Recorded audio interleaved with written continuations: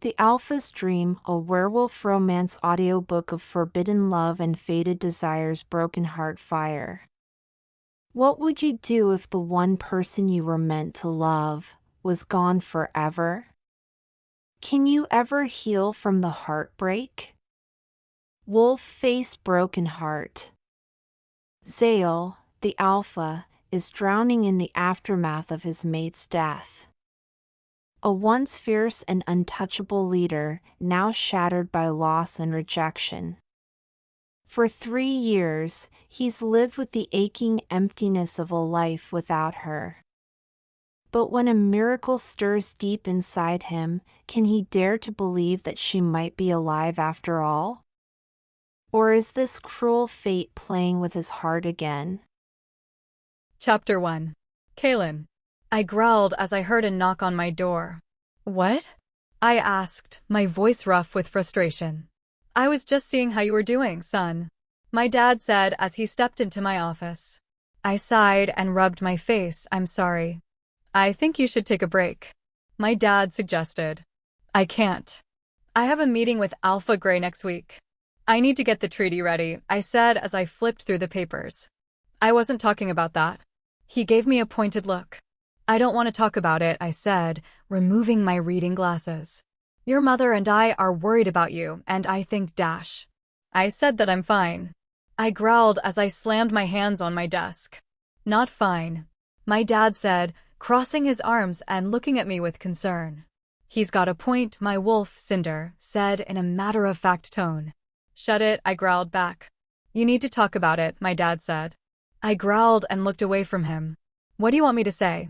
I felt like I died that day, knowing that my mate died. It hurt, Dad. It hurt so much. It still hurts. Knowing that everyone around me is so happy with their mate. It's going to hurt. I know that, my dad said softly. Maybe you should find another one. Another mate? I asked, my voice rising in anger. He nodded. I think you need to move on. Dad, have I been with any female? I asked. No, he said. Exactly, I growled. I will not be with another female. I will never be with another female. I'm waiting for my mate. Just because others haven't found theirs yet doesn't mean they should fool around with other people. I was just trying to help. I don't like seeing you sad, my dad whispered. A tear slipped down my cheek. Why? Why did this happen to me? What did I ever do to the moon goddess? I don't know, son. I truly don't know, my dad said quietly. I will never understand why this happened to you. But it's late. I think you should get some rest and work on the treaty tomorrow. I nodded and sighed. I'm sorry for snapping at you, Dad. He smiled and shook his head. It's okay. I'd be the same way. I nodded and walked out of my office, heading to my room. Hey, man, my beta, Harvey said. Hey, I replied. You okay? My third, Sterling, asked. I shrugged. I talked to my dad about her. Hey, it's going to be okay, Finian said. You will get better. Maybe a miracle will happen. I scoffed. It's been 3 years. I don't think a miracle will happen if it's been this long. You never know, Jackson smiled. I shrugged.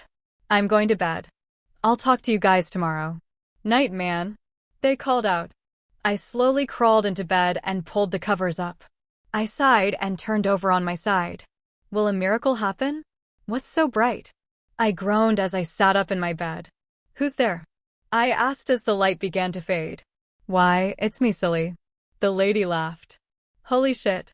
She was gorgeous. Flawless face, light blue eyes, white hair. Who are you? I asked as I got out of my bed. I am the moon goddess, she smiled. Oh, I said, well, in that case, thank you. Excuse me. She looked surprised. You heard me, I growled. I could have a mate. But she was taken from me. I understand that you're hurt, Zale, but dash. Hurt? You think I'm hurt? I asked, cutting her off with a humorless laugh. I am far past hurt. I'm angry. I had everything. I could have had a family by now. But no. It was ripped away. Okay. Calm down, she said softly. How? I demanded, getting angrier. How do you expect me to calm down? She smirked. A miracle is going to happen, young one. What do you mean? I asked, confused. You'll see, she smiled as she patted my head. Time for you to wake up. She disappeared, and everything began to fade. I shot up in my bed, my body feeling hot. What the? I said out loud as a warmth spread through my chest. I started to get scared as my body heated up quickly. The miracle is happening, the moon goddess's voice echoed in my mind. What's going on? I asked Cinder. I can feel her, Rogue said, stunned. What? Feel who? Her. Rogue howled with joy. I can feel her. How? I asked. I don't know and I don't care, Rogue said, feeling elated. Dad. Mom. I yelled as I ran out of my room. What's going on? My dad asked as he walked out of his room. She's alive, I whispered. Who's alive, honey? My mom asked. Her, I smiled. Her, my dad asked. Who's her? My mate, I said. My parents looked shocked. Son, my dad began carefully. That's not possible. The moon goddess showed up in my dream last night, I said. She what? My mom asked. I nodded. She said a miracle was going to happen. When I woke up, this warm feeling spread through my body. Then Snyder said he felt her. She's alive. Is that possible? My mom asked my dad. He shrugged. I don't know. I've never heard anything like that before. Will the elders know? I asked. We can ask, my dad said. Let's go ask, I said. Elder Jonah hummed as he tapped his chin. Your mate coming back to life, you say? Yes, Elder Jonah, I nodded. Tell me what happened, he said as he sat down.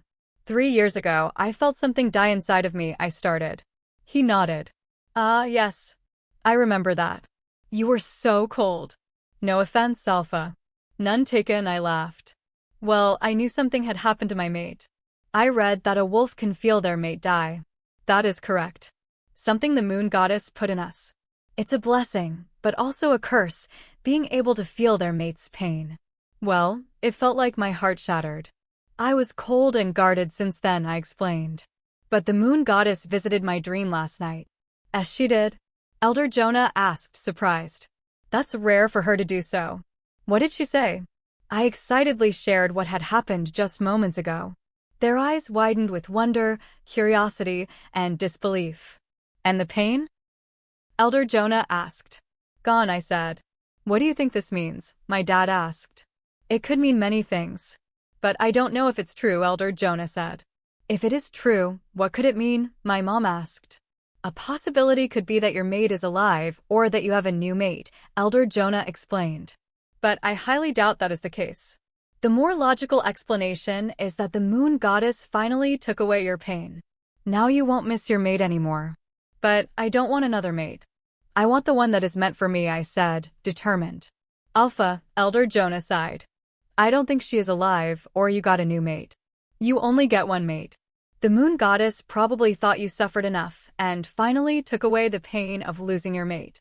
But Snyder said that he could feel her, I added. That's gotta mean something. Right? I'm afraid not, Alpha, he said, shaking his head. He might be mistaking the moon goddess taking away pain as your mate being alive and here. I growled as I stood up. I don't care what you guys think. My mate is out there and I'm going to find her.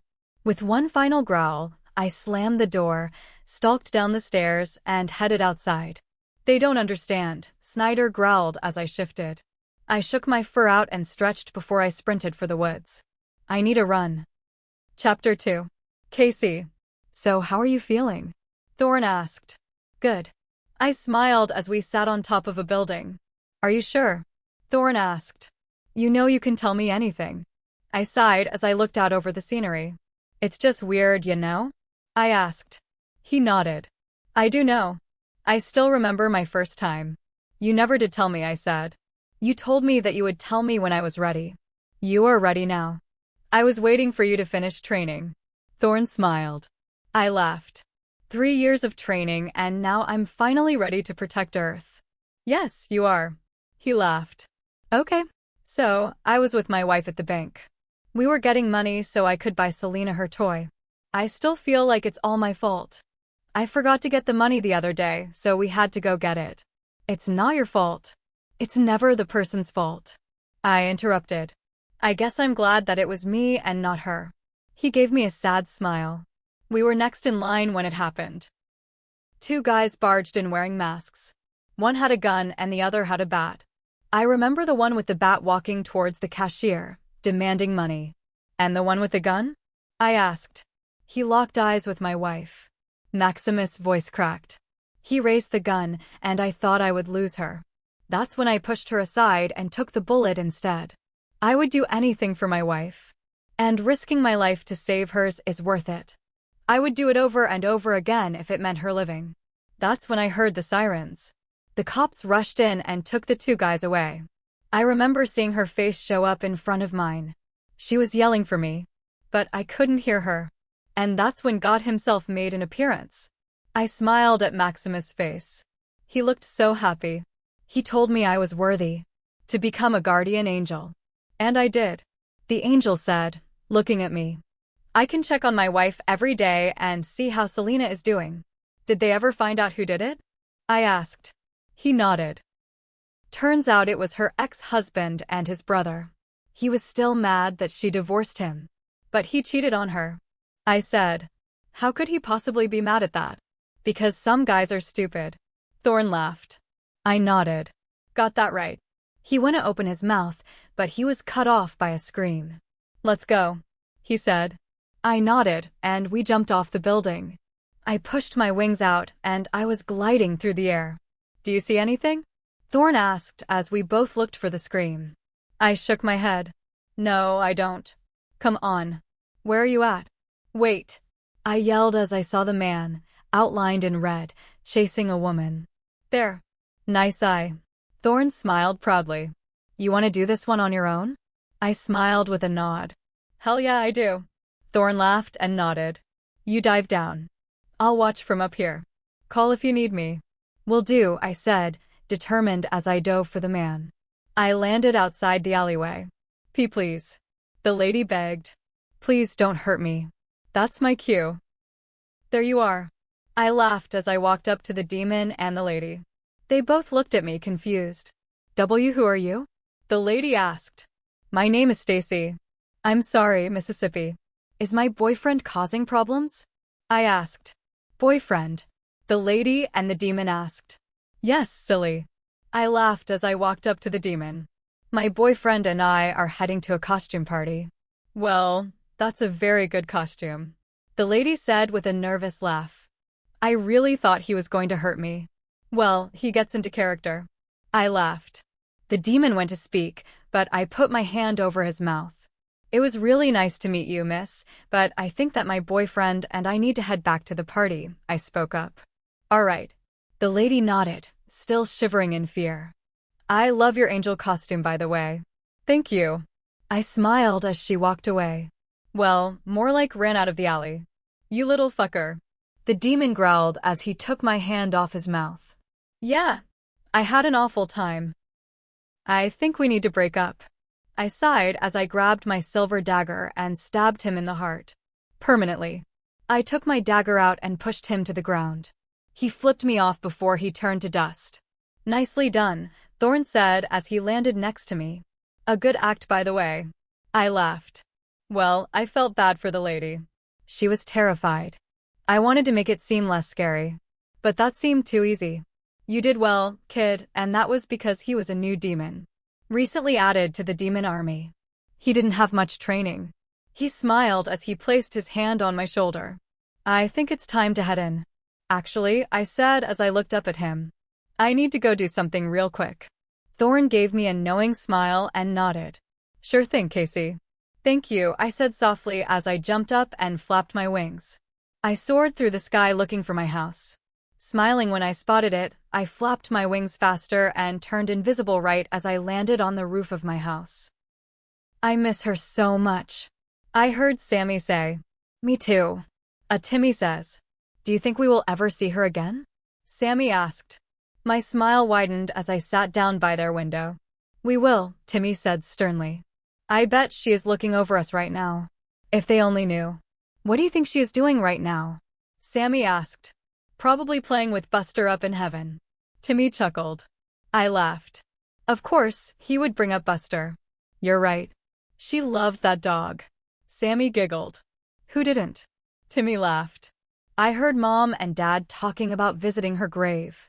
When? Tomorrow, Sammy said softly. Mom is still having a hard time.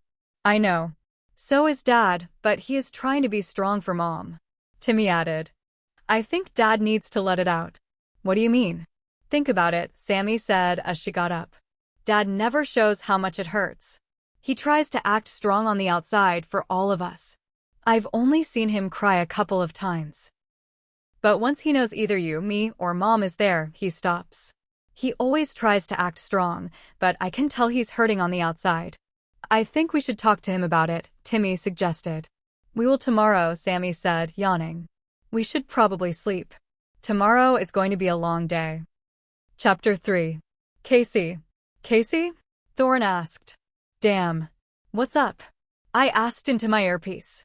Where are you? Checking on my family. Okay. Thorne sighed.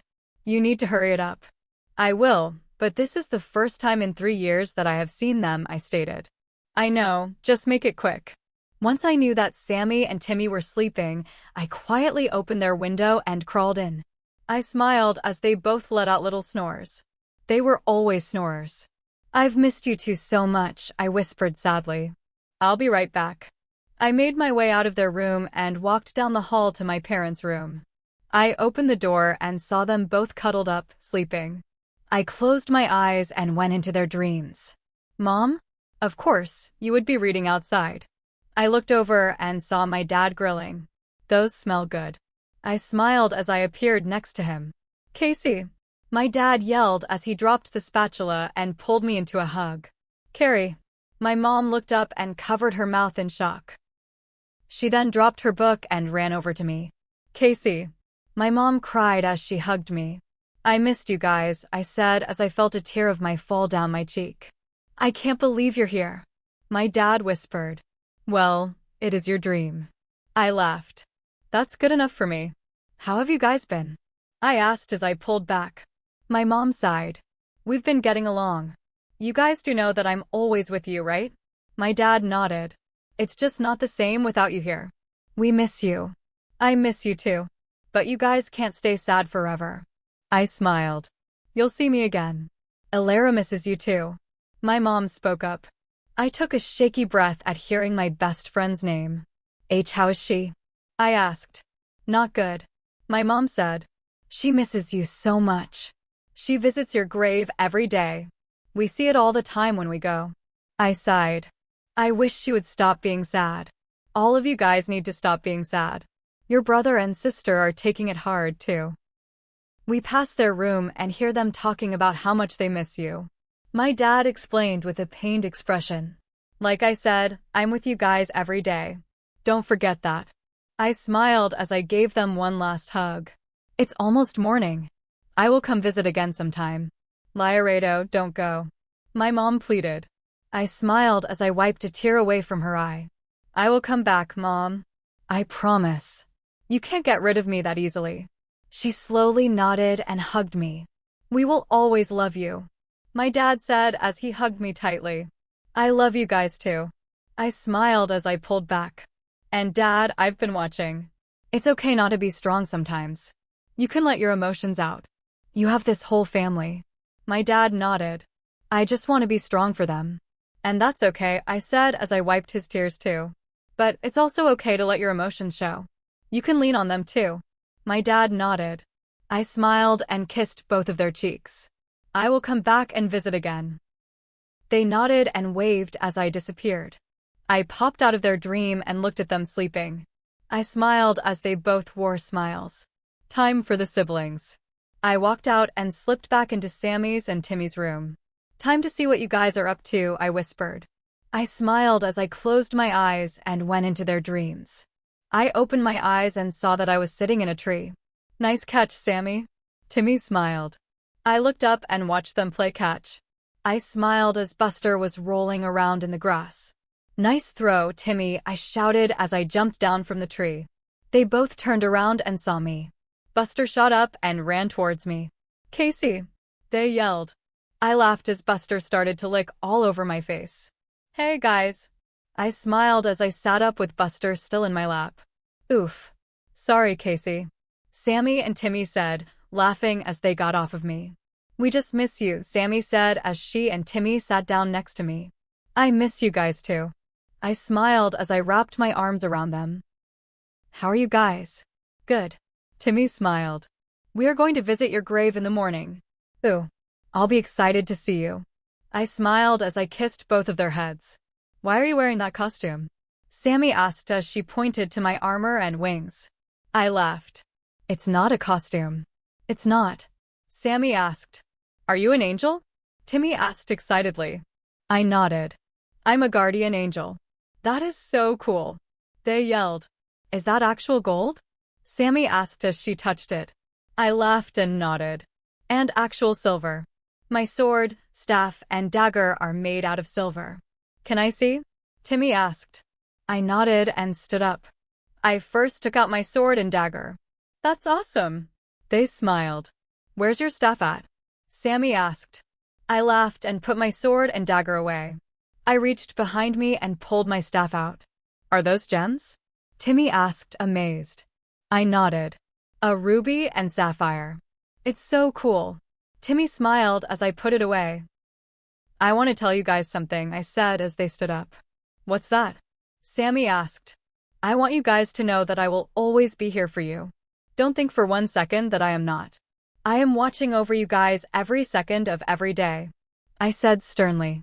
You're our guardian angel. Timmy smiled. I smiled right back. Exactly. I am your guys' guardian angel. That means that I am with you two all the time. I will always protect you guys and Mom and Dad. That makes me feel so much better, Casey, Sammy said as she wrapped her arms around my waist. Me too. Timmy smiled as he copied Sammy. I hugged them back. It's almost morning, so that means that you guys will need to wake up soon. But we don't want you to go, Sammy said worriedly. What did I tell you before? I laughed. That you are always with us, Sammy repeated. I nodded. Exactly. I will come visit you guys soon. Okay, Timmy said. We love you. I love you too, Squirts. I smiled as I kissed the top of their heads. Now, when you guys wake up, there is a present under both of your pillows. That present will remind you that I am always there for you and you guys are never alone. They nodded and waved as I started to disappear. Once I was out of their dreams, I turned invisible and stood in the corner of their room. Sammy woke up and started to rub her eyes as Timmy slowly woke up as well. I had the best dream. Sammy smiled. You were there. Same here, Timmy said. Leora came and visited us. Casey, Sammy yelled as she shoved her hands under her pillow. The present, Timmy said as he did the same thing. I smiled as they both pulled out a box. A box? Timmy asked, confused. Well, you have to open it, weirdo. Sammy laughed. Oh, right. Timmy smiled. They opened their presents and both pulled out a necklace. What did you get? Sammy asked. A necklace, Timmy said as he held it up. You. Same thing, Sammy said. Wait. Let me see yours. Timmy stood up and walked over. Sammy grabbed his necklace and put them together.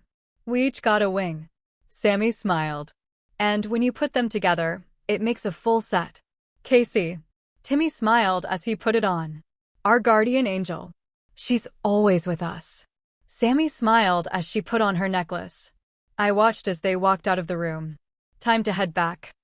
Chapter 4. Casey. Whoop. Whoop.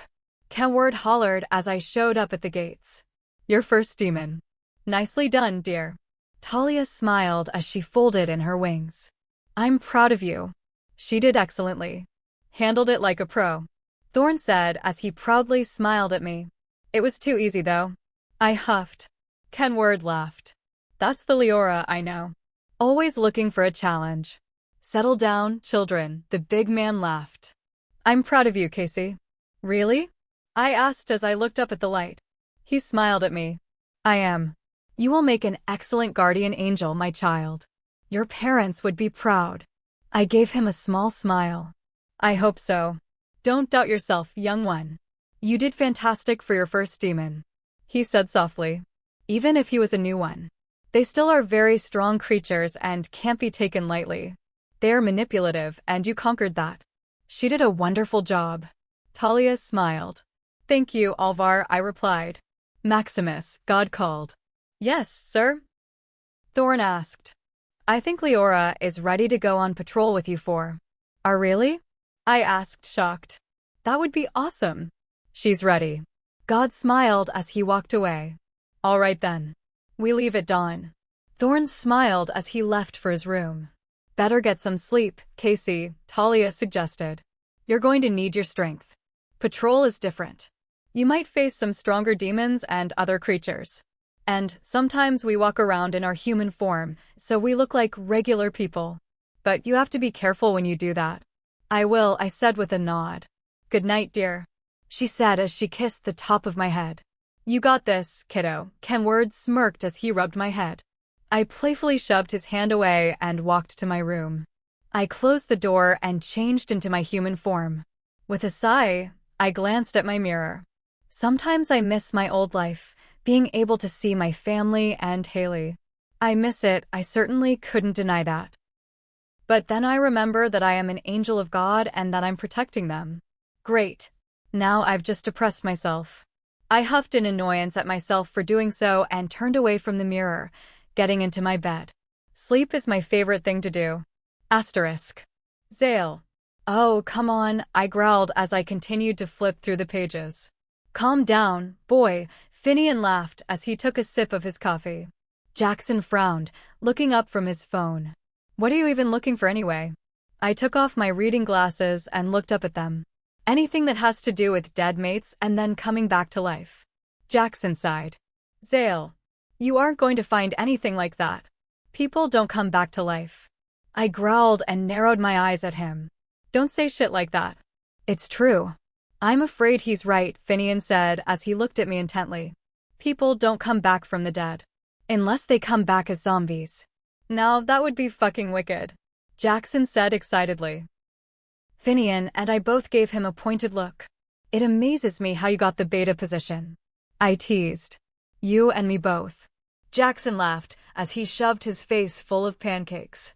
I laughed, shaking my head as I looked back down at the books. I put my reading glasses on and continued to read. I really don't know what you are looking for, Finian said, speaking up. I don't think you're going to find anything. I'm just looking for possibilities, I said as I flipped the page. Like what? Jackson asked through a mouthful of pancakes. You're nasty. Finian cringed, visibly scooting away. He has a pet peeve when people talk with their mouths full. Jackson enjoys it because he teases him about it all the time.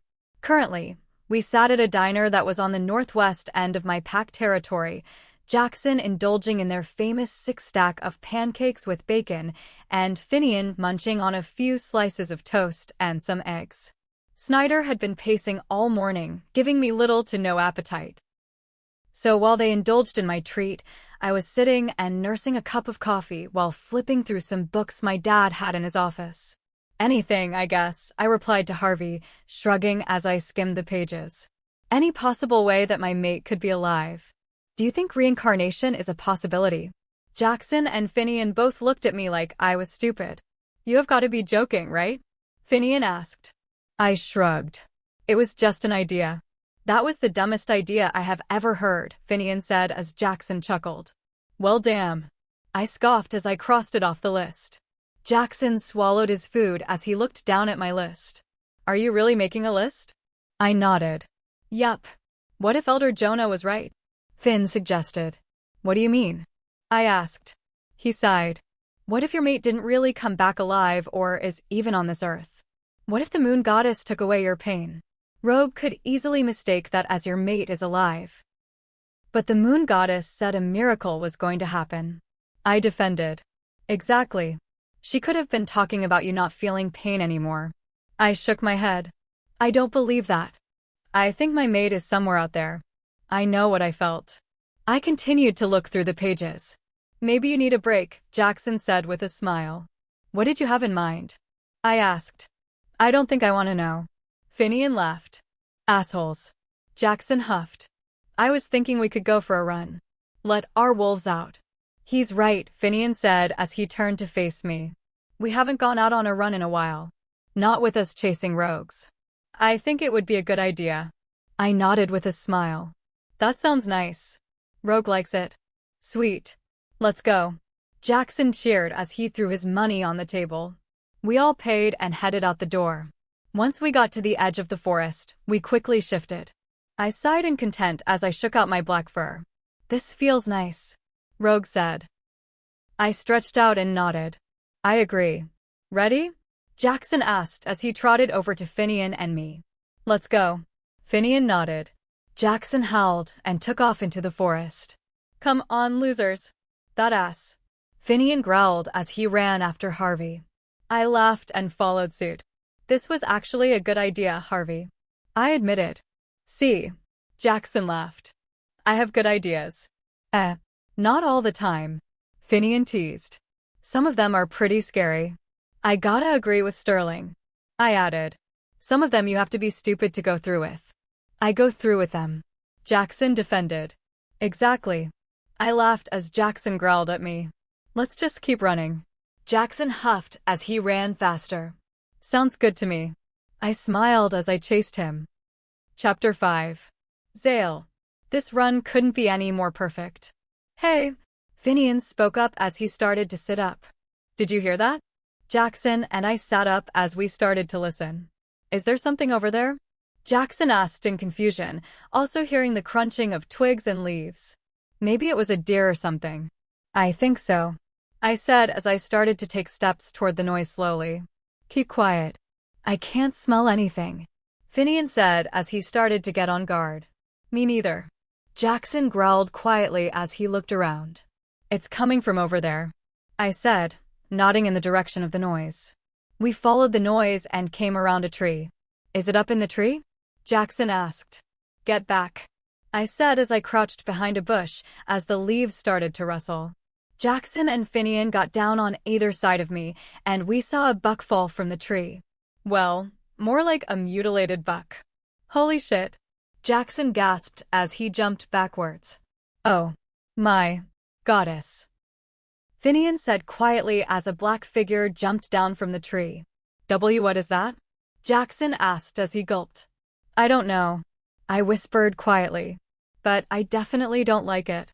The thing was fucking huge. It was black, had red markings all over its upper chest, white eyes, and giant black horns. What did you get? A deep voice asked as it vibrated through the trees. The black creature looked up. I got a buck. I was hungry. So they can talk, Finian noted. I looked over and saw who he was talking to. This one was equal in size, except he was all red and had black markings on his chest. He also had big, black horns, but he also had large, leathery bat-like wings tucked against his back. What are those things? Jackson asked, thinking out loud. Well, hurry up with that. The red one growled. The boss needs us back. Boss? I asked as I looked over at Finian and Harvey. Despite the growing fear that was crawling up my spine, my wolf was growing agitated by the apparent threat to our land. I've never seen anything like that, Finian said in a slightly scared voice. Yeah, I know. The black one stopped talking and started to sniff around. Do you smell that? All I smell is the blood coming from the buck, the red one stated. No, the black one growled as he shook his head. I smell wet dog. Rude much, Jackson growled. Never mind that, the red one said as he rolled his eyes. We have to get back or else the boss will kill us. You're right, the black one said, agitation evident in his voice. I watched, amazed, as the red one grabbed the black one and then started to flap his wings. We need to go tell my dad, I said determinedly. I think you're right, Finian said as Jackson nodded.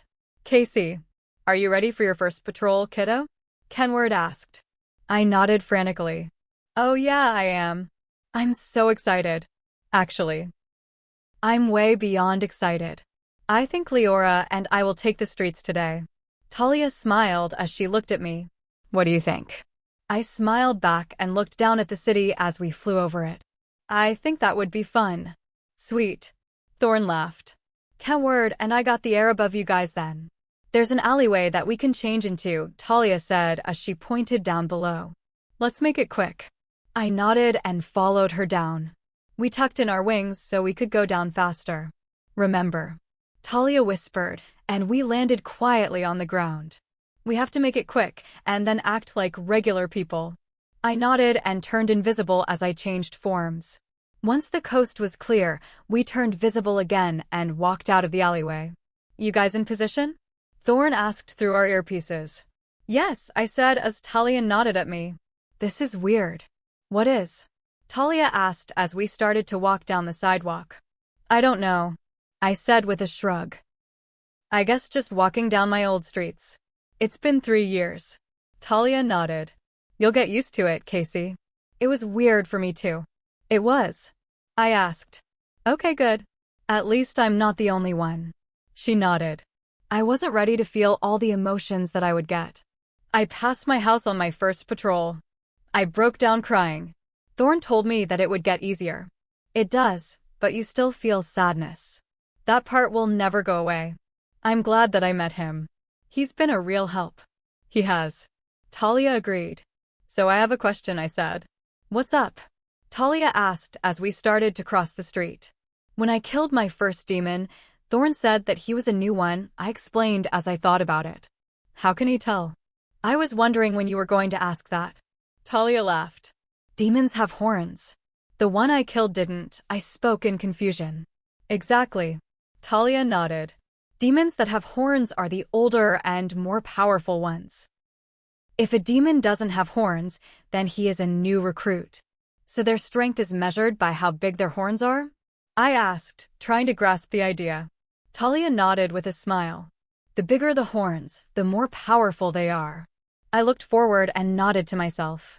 Okay, I think I got it.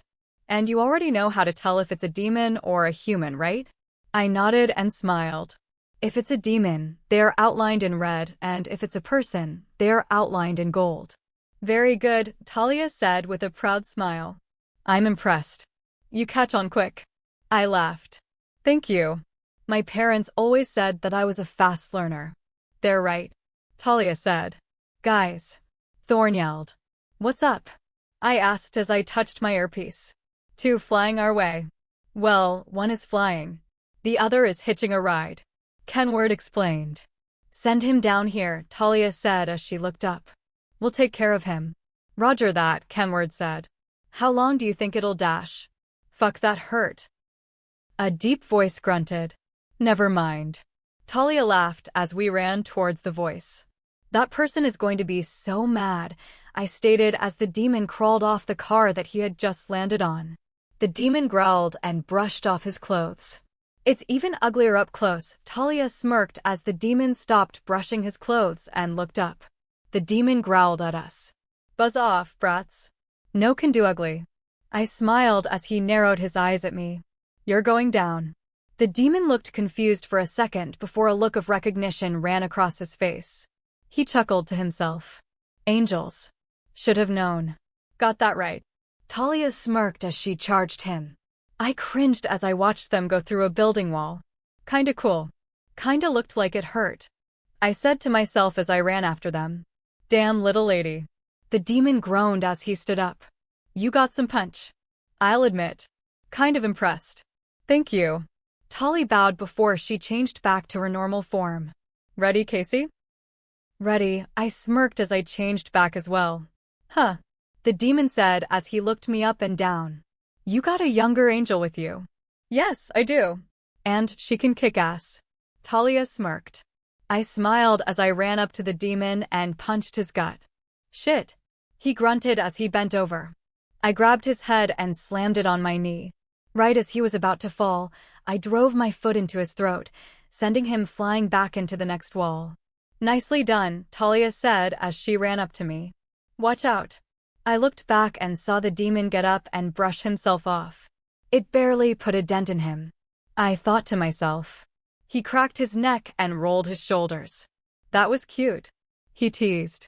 Let me show you how it's really done. I gasped as he lunged for me. I let out a grunt as he smashed me into the ground. The demon jumped off of me, and I rolled onto my side as he was about to punch me. His fist pounded into the ground, and I used that as a distraction to stand up and get away from him. I bent down just in time as he charged at me, and he flew over me. You have to be careful with this one, Casey. He's older and more powerful, Tolly warned. I took a look at his giant black horns that sat on his head. Just great. Let's dance. The demon smirked as he walked towards me. Well, yeah, see. I let out a nervous chuckle when I took a step back. I'm not much of a dancer. Then I can just smash your face in. Well, that was just rude, I said, glaring at him. I reached behind me and grabbed my staff. You want to do weapons? He laughed as he grabbed a flail. Fine by me. Seriously? A flail? I asked. Where do you think we are? Medieval times. He narrowed his eyes and charged. Watch out. Tolly shouted as she ran towards me to help. I jumped to the side and quickly turned around. The demon growled as he whipped his flail at me. I cursed as a spike broke the skin on my arm. I growled and swung my staff at him. The staff hit his foot, causing him to fall down and drop the flail. I ran towards the flail, but he was quicker than I was. Got ya. He smirked. My eyes went wide in shock as he raised his flail. I raised my arms in front of me, bracing for the blow, but it never came. When I lowered my arms, I saw his arm lying on the ground, and black sludge started to ooze from his cut shoulder. Tolly placed her sword back and grabbed my hand. Thanks, Selvar, I said as she quickly pulled me up. You bitch, the demon growled. That was my good arm. Heads up. I heard Kenward yell in the earpiece. I was about to ask why, but the next thing I knew, the ceiling collapsed. I shielded my face with my wings so the dust wouldn't get in my eyes. I looked up just in time to watch the other demon land on top of the demon that we were fighting. The red demon with the wings started to turn to dust. I leaped forward and took out my silver dagger, seeing as he was trapped beneath concrete and the other demon. He howled out in pain as I pierced his heart. Grace wins every time, I smirked as he turned to dust. Are you two okay? Thorn asked as he flew through the hole in the ceiling. I nodded. I'm good. Me too, Talia said. She took a deep breath. Casey, you're bleeding, Kenward said worriedly as he flew over to me. I waved him off. I'm okay. Promise. We still need to get you checked out. Your wing looks dented, too. I looked behind me and sighed as I saw that he was right. Must have been when he tackled you, Talia stated as she looked at it. Just great, I mumbled. Come on. Thorn smiled. I think you had a good run today. But you need to rest. He's right. Kenward nodded with a worried face. You won't be able to do much with a dented wing. But dash. Liarano, Kenward said with a stern look. We are going back home, and that's final.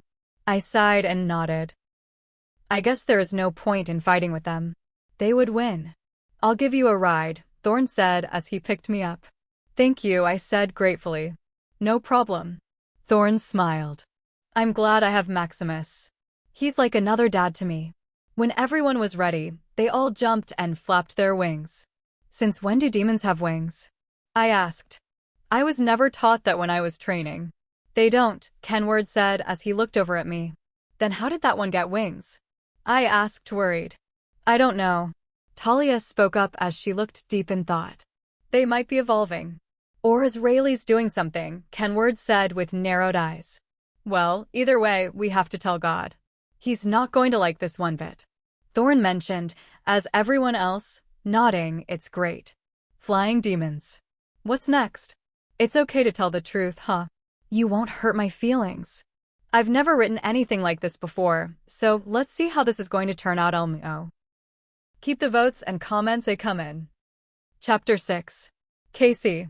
There she is. Nurse Lena smiled. Hey. I chuckled as I sat down on the bed. Now tell me. Lena looked at me with a laugh. How did you manage to dent your wing, dear? I got tackled by a demon, I said, twiddling my thumbs. A strong one, too. Kenward laughed. Should have seen the horns on that sucker. Did you win? Lena asked with a smile. I nodded with a wink. Of course I did. Don't get too cocky, kid, Kenward smirked. There are plenty more out there like that one. And some are stronger. I groaned. That's what I thought. Kenward laughed. Now I need to go talk to Maximus. Take it easy, Kays. I nodded and watched as he walked out of the room. That looked serious, Lena said, worried. Is everything all right? We faced a demon with wings today, I explained. Wings? Lena gasped. But that's not possible. I know. I sighed as I shook my head. Kenward told me that they don't normally have wings. Lena shook her head. They don't. Demons' bodies are structured differently from ours. Their bodies aren't supposed to hold wings. They aren't built to have wings. Their center of gravity would be way off if they did. Then how come that one did? I asked as Lena grabbed some wraps. He flew like he's had wings ever since he was born. That's not right, Lena said, confused. Now hold still real quick. I was about to ask her what she meant, but it was already too late. Fuck. I yelled as she pulled on my wing. I heard a pop and Lena grabbed the wrap. There. She smiled as she wrapped it up. All better. Easy for you to say. I grimaced as I looked at my wing. A knock on the door captured our attention. Come in, Lena called. What happened? Thorn asked, worried as he looked at me. Lena killed my wing. I frowned as I stroked the part of my wing that she pulled. Thorn relaxed, but rolled his eyes and laughed. So dramatic. I stuck my tongue out at him, and he chuckled to himself. I had to pull it so her wing would pop back into place. The demon must have weighed a lot if he dented it that much. Lena explained as she put the wrap back into the drawer. Oh, trust me. He did. I nodded. Thorn laughed and stood next to me. Thank you, Lena. No problem. She smiled sweetly and then turned to me. Now, Casey. No flying for the rest of the day. But be careful tomorrow. We are lucky that we can heal a lot faster and more easily. I nodded, and she walked out. You okay, Casey? Thorn asked as he sat down in the chair that was next to the bed. Yes, I'm fine. I smiled. Just making sure, Thorn said a little shakily. Are you all right? I asked, confused. You're one of us, Casey. We are going to always worry about you. Thorn explained. And especially me because you remind me so much of my daughter. Really? I asked, smiling. That is a huge compliment coming from Maximus. He nodded. You are stubborn, smart, and kind. You are just like her. You remind me of her, and when I see you, I think of you as my own daughter. Thank you, Maximus, I said as I pulled him into a hug. It's nice to know that I have someone like you. You've always acted like my dad, and it's nice. Thank you. He smiled. And I'm going to always act as your dad. Of course. I laughed as he gave me a pointed look. So that means no boys, Thorn said strictly. And it starts. I teased as I jumped off the bed. I'm just saying. He commented as he put his hands up. You don't need any distractions. Now you sound just like my real dad. I laughed. Good. Thorn smiled, and he stood up proudly. So, how are the demons with wings going? I asked. Maximus' face turned serious. I don't know. No one can figure out how they got those wings. Lena told me that their bodies aren't built for wings, I said, remembering what she told me earlier. Thorn nodded. She's right. Their bodies aren't proportioned correctly. They are top-heavy. So adding wings would only make it worse. Do you think their bodies could be changing? I asked as I thought about it. Like to match the balance of having wings? It's a possibility, he said, thinking out loud. But you need to rest. We have to talk with God later. I nodded and lay back down on the bed. I'm glad that you are all right, Casey, Thorn said as he kissed the top of my head and left the room. I sighed as I looked up at the ceiling and thought about everything that had happened today. I wish my parents were here. Asterisk. Zale. What are you talking about, son? My dad asked as he leaned forward in his chair. We ran into some creature, I said as I looked at everyone. We don't know what it is, though. It was weirdly shaped, Jackson spoke up. Its upper body was bigger. What did it look like? My mom asked. One was black, with red markings all over its chest. It had white eyes and really big black horns. Jackson explained. The other one was the same size. Except he was red with black markings. He too had huge black horns, but this one had wings. I heard gasps come from around the room as all my pack members looked at me in fear.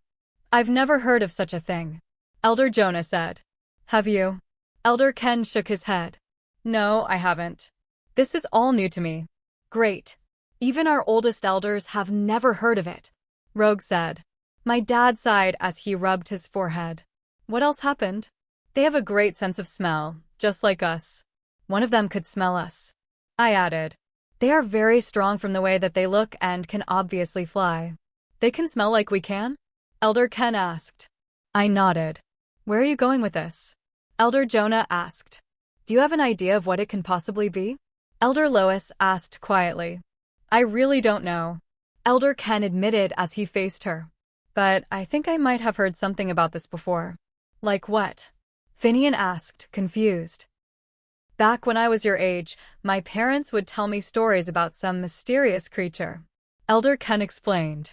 No one knew what it was. They never got a chance to get a good look at one or even met one. They would always disappear. And the way you described them makes me believe that we are talking about the same creature. How do you know if it hasn't been seen before?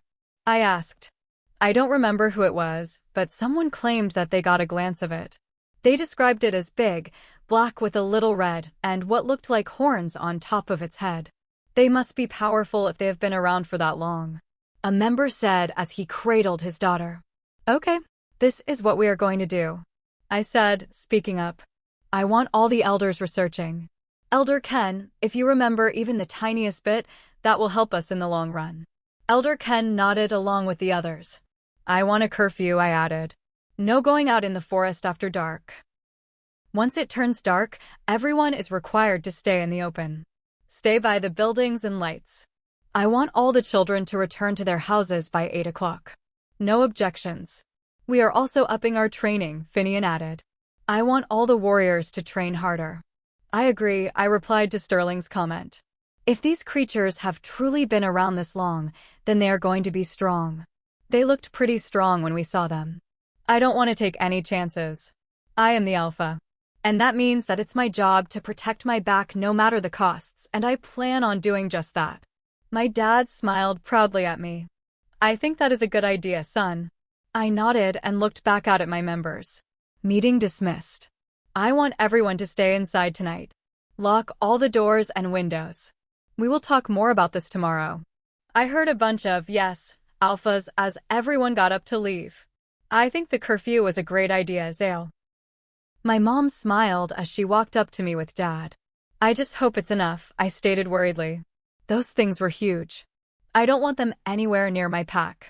My dad nodded in understanding. But sometimes you just can't prevent things from happening. You can only try. My mom said soothingly. Chapter 7. Hey, Casey. Wakey, wakey.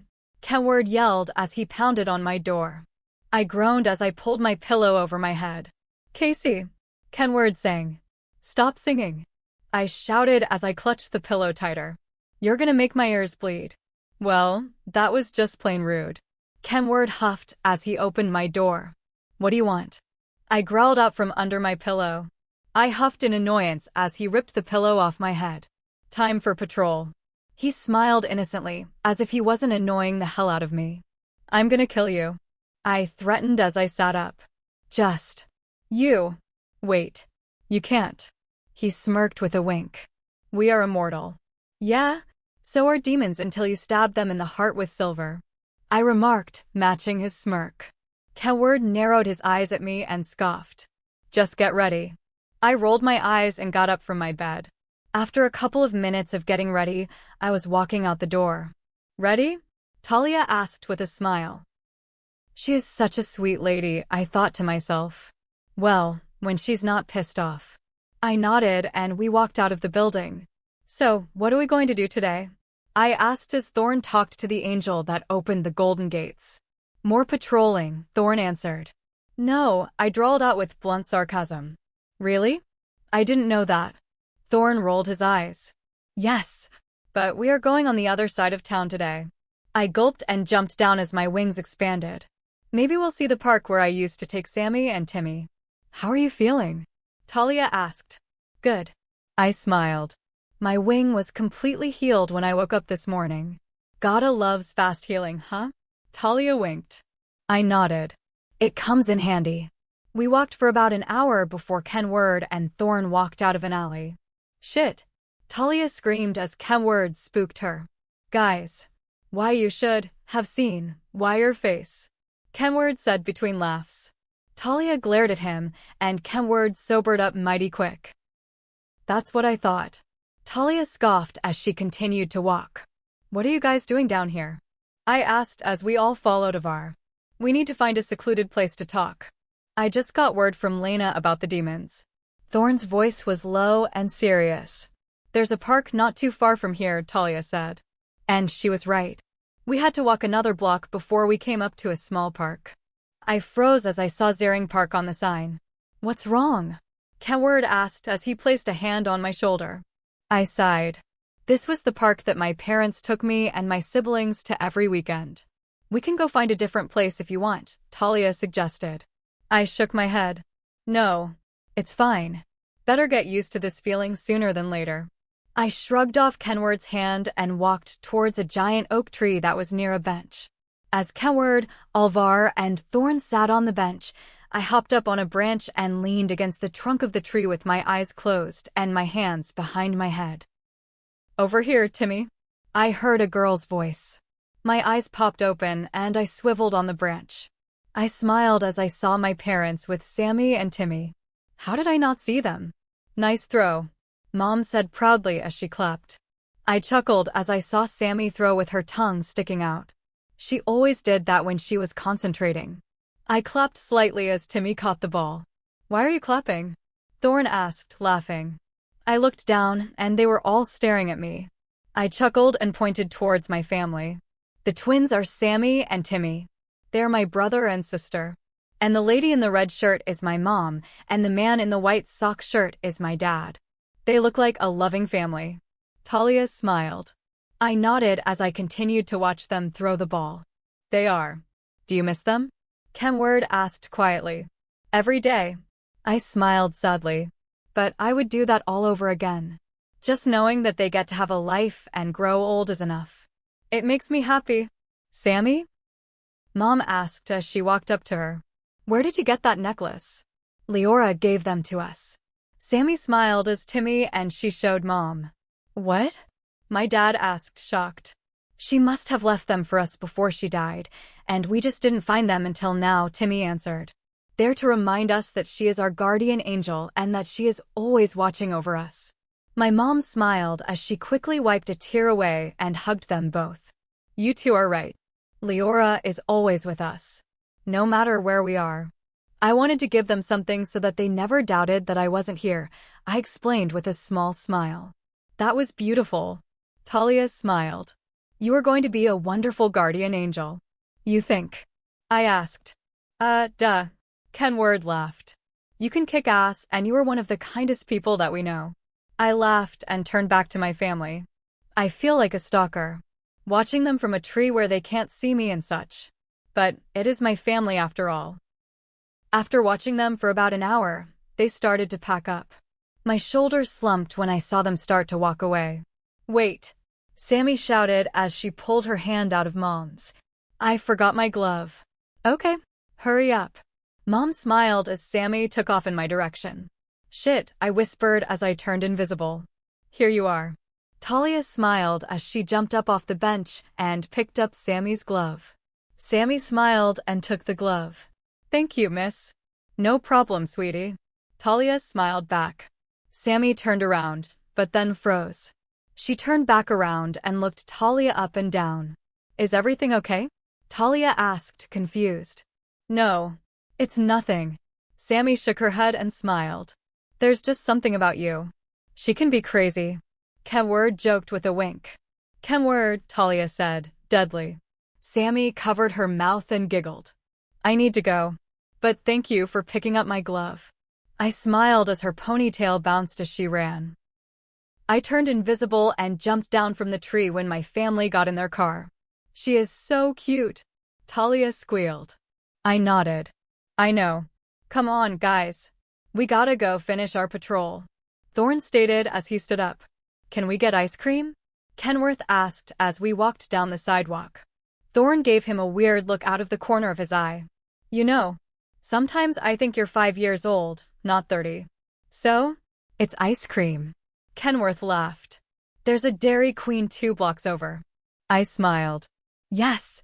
Kenworth yelled as he gave me a high five. Children. Talia smiled as she shook her head. I laughed, but let out an of as someone ran into my shoulder. Ouch! I grunted as I held my right shoulder. I'm so sorry. A male voice apologized. I looked up and immediately froze. Holy shit. This man was gorgeous. Like hot damn. Deep brown eyes with light specks in them. His hair was dark, and it was spiked up a little in the front. His hair looked so soft. And he was tall as hell. He had to be at least 6 feet 6 inches, or maybe even 6 feet 7 inches. And no, it's fine. I stuttered as I shook out of it. As we locked eyes, I saw a spark go off in his. His smile slowly faded, and he looked at me in confusion. Why you? He whispered.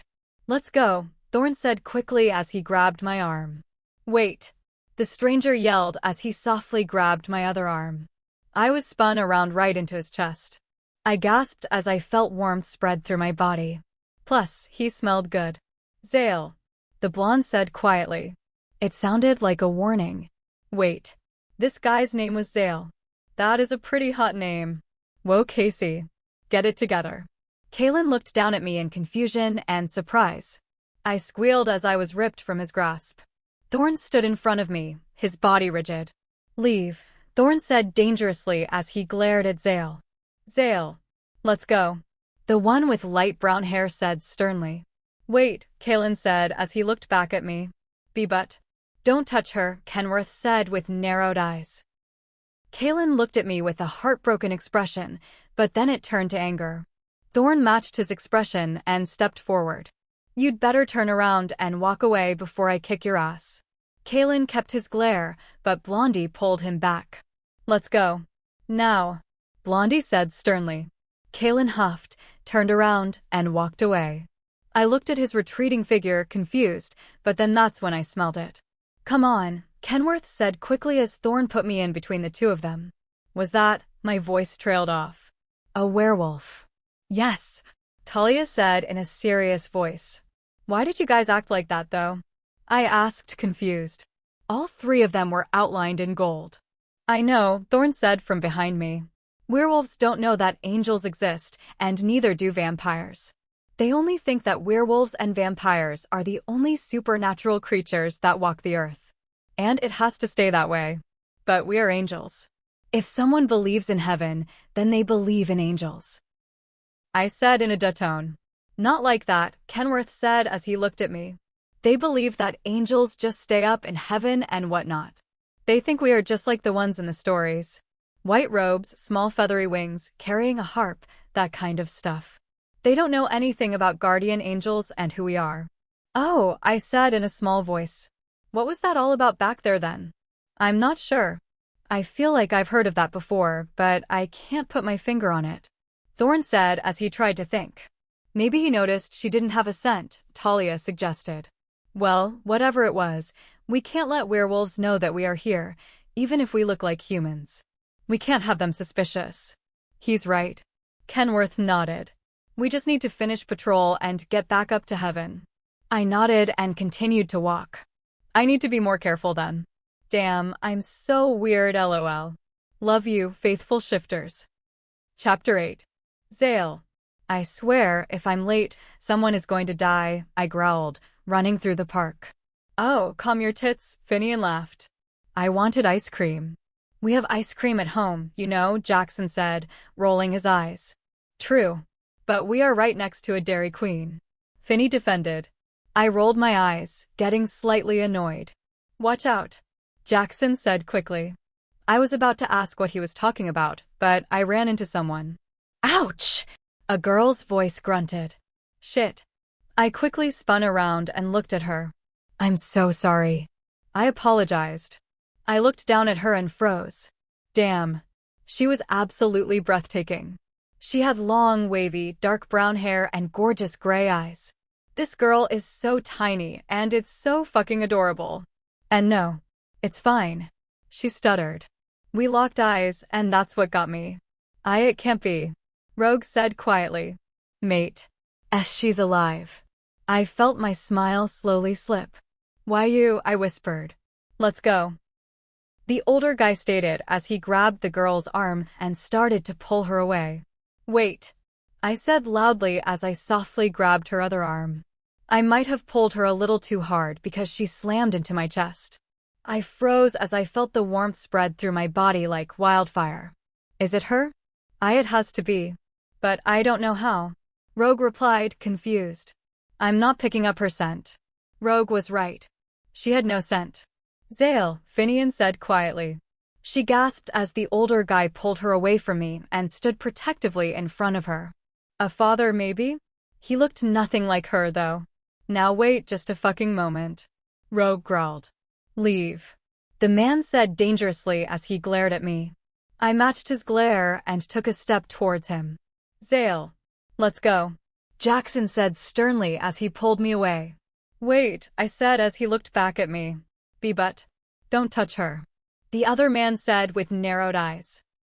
I looked down at the mystery girl like my heart was just ripped out of my chest. But that expression was soon gone as my anger took over.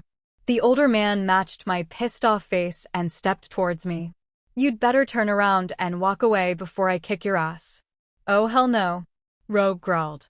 I held my tongue as I felt a growl desperately wanting to come out. Let's go. Now, Jackson said. I went to run after them, but Jackson and Finian pulled me back. Don't, man, Finian said seriously. Something's not right with those four, Jackson mumbled as he watched them walk off. I couldn't smell them. I nodded. I couldn't either. Are you okay? Finian asked me. I don't know, I said truthfully. When we touched, I felt warmth. Sparks. But that means, Jackson whispered. But she didn't have a scent. None of them did. Finian mentioned, trying to process the situation. How can a person not have a scent? I asked. It's not possible. Everyone has a scent. Jackson commented. Hell, vampires have a scent, and they aren't even living. I think we need to talk to the elders about this one, I said. But only after my meeting with Alpha Dunham. Do not speak about this to anyone. Finian and Jackson both nodded. You go to the meeting, Jackson said. Finian and I got patrol. Thanks, man. I smiled. Hey, what about ice cream? Finian whined. I rolled my eyes and booked it home. I wonder how this is gonna go over with my dad. Casey, where is this little fucker? Kenworth asked as we crouched down. I just saw him. I groaned. Wait, Talia said with a smirk. There he is. I heard a grunt and saw something flying toward our heads. Get down. Thorn shouted just as the giant wolf flew over us. Oh my gosh, Talia said as she ran for the wolf. How many fucking werewolves are we going to run into today? Thorn growled as he ran after Alvar. You too. Watch the demon. Kenworth and I both nodded as we jumped up and ran towards the ugly monster. The demon saw us and growled. Angels. Demon. I spat back as I stood a couple of feet from him. I heard another growl that rang through the trees, sending the birds flying. I turned to my left and saw a couple of men standing there. Shirtless, might I add. Well, hello muscles. Wait. Damn it. More werewolves. What? One of the men asked as he saw me and Kenward. Great. Just fucking great. This whole not letting werewolves know that guardian angels exist thing is going just fan-fucking-tastic. Ah shit. Kenward sighed. We'll deal with the wolves later. I nodded and charged the demon. The demon wasn't paying attention, so it was easy for me to check him. He let out as we both landed on the ground. The demon grabbed my arm and threw me off him. I groaned as I smashed into a tree. Fuck. I winced as I stood up. That's it. I grabbed my staff and jumped as I flapped my wings. Kenward, duck. I yelled. Kenward turned around, and his eyes went wide as he saw me flying at full speed towards him. He fell to the ground holding his head. The demon turned towards the werewolves and took his daggers out. Oh no, you don't. I tucked my wings in, making myself go faster, and rammed into the demon. We both landed on a tree, and I heard it crack. I stood up and tried not to fall. No one ever wins with a headbutt, I grunted as I held my forehead. I screamed as the demon grabbed me and picked me up. Guys. I yelled. Casey. Thorn yelled worriedly with wide eyes. You fucking put her down. I screamed in pain as the demon wrapped his arms around me and squeezed. Why? The demon laughed. This is fun. The men growled and started to shift. The demon scoffed. Stupid wolves. Once they shifted, they stalked towards us. The demon turned so I was in front and used me as a shield as he continued to crush me. I heard a thud, and the demon loosened his grip. I used that to get out and turn around to see Kenward holding a couple of rocks. It was all that I could find. Kenward shrugged. Oh well. It worked. I laughed as I tried to move my arm. Are you okay? Thorn asked as he ran up to me. I nodded as I bent my arm. I'm good. The demon stood up and growled at all of us. Do you ever die? Kenward asked as he pulled his sword out. The werewolves stopped in their tracks and stared at us in shock and confusion. We have a lot of explaining to do. Thorn sighed as he too took his sword out. Just great, I mumbled as I pulled my staff out. We all jumped out of the way as the demon ran towards us. I turned to look at the wolves who were still staring at us. Oh my fucking gosh. I thought to myself as I rolled my eyes and flew over to them. They jumped back in fear as I landed in front of them. Are you guys going to just stand there or actually help? I asked, annoyed. You guys are fucking werewolves. Act like it, damn. The wolves shook out of it and nodded. I turned around and flew back over to Thorn and Kenward. Where's Alvar? I asked as I searched for her. She's helping the wolf out. He got injured pretty badly. Thorn answered. I swung my staff and hit the demon's hand just as he was about to reach for me. That's not good, I grunted as I swung my staff again. One of the wolves jumped and landed on the demon. The wolf dug his teeth into the demon's back and hung on. The demon cried out in pain and tried to shake the wolf off. Now is my chance. Hold on, Wolfie. I shouted as I grabbed my silver dagger. I put the staff back on my back and ran towards the demon, running like a chicken with its head cut off. I jumped up and clung to the demon's arm. Keep your hold, I told the wolf. The wolf made a sound, and I'm just gonna guess that he understood me. Shit, I said as I missed his chest. Stop moving, damn it. I was trying to stab the demon's chest, but he kept moving around to get the wolf off himself. Someone take out his legs. I shouted. I got this. Kenward shouted as he ran towards us. Once he got to us, Kenward stuck his foot out and the demon tripped over him. I can't believe that worked. I let out a yelp as the wolf, the demon, and I all fell to the ground. Let go. I shouted as I raised my dagger up. The wolf quickly let go and jumped back. I brought my dagger down and stabbed the demon in the chest. He gasped for air and slowly started to turn to dust. I sighed in relief as the demon was finally gone and his ashes just lay there on the ground. Are you okay? Kenward asked as he grabbed my hand and pulled me up. I nodded and dusted off the demon's dust that got on me. That's kinda gross if you think about it. Are you hurt? Thorn asked as he checked my body to make sure nothing was broken or bleeding. I nodded and pushed him away with a chuckle. Just a small scratch. That is bleeding. Thorn pointed out as he threw his hands up in the air. Stop being so dramatic. I laughed. It was from when I got thrown into the tree. We stopped talking when we heard someone clear their throat. We turned around and, of course, standing there was Blondie. Shit. I heard Thorn mumble under his breath. Yup, he recognizes him, too. Thank the Lord that we look different when we change into humans. At least he won't recognize us. Who are you guys? The one with light brown hair asked. Great. Him too? Wait. That means... shit is right. But where's the other dude? Well, you see. Kenward drawled out as he gave a nervous chuckle. Funny story. Explain. Blondie demanded as he crossed his arms. I sighed. Oh boy.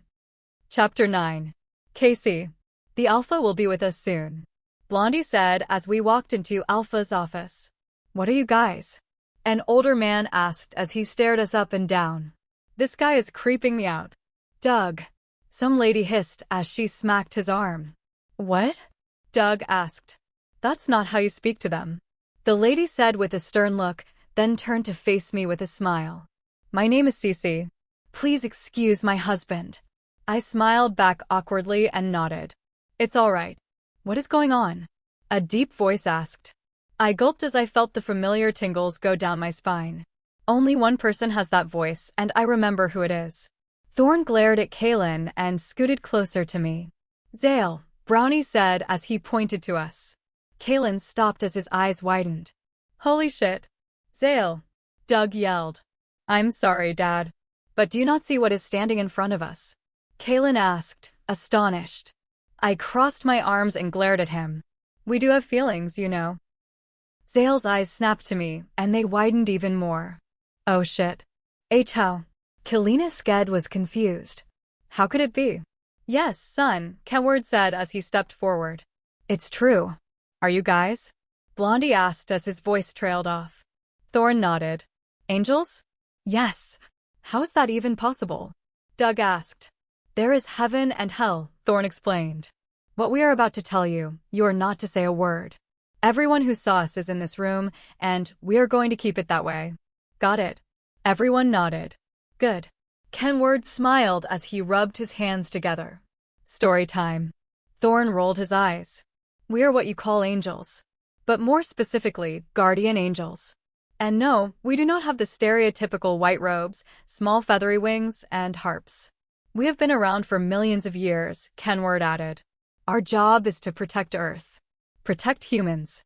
What you guys helped us fight an hour ago was a demon. Wait, Kaylin said, shaking his head. Demon? As in Satan. Talia nodded. Satan is the head boss for them. Just like how God is our head boss. But the moon goddess? Blondie asked, confused. Talia nodded. Cousins. She created the supernatural creatures, and God created humans and animals. Satan got mad at God.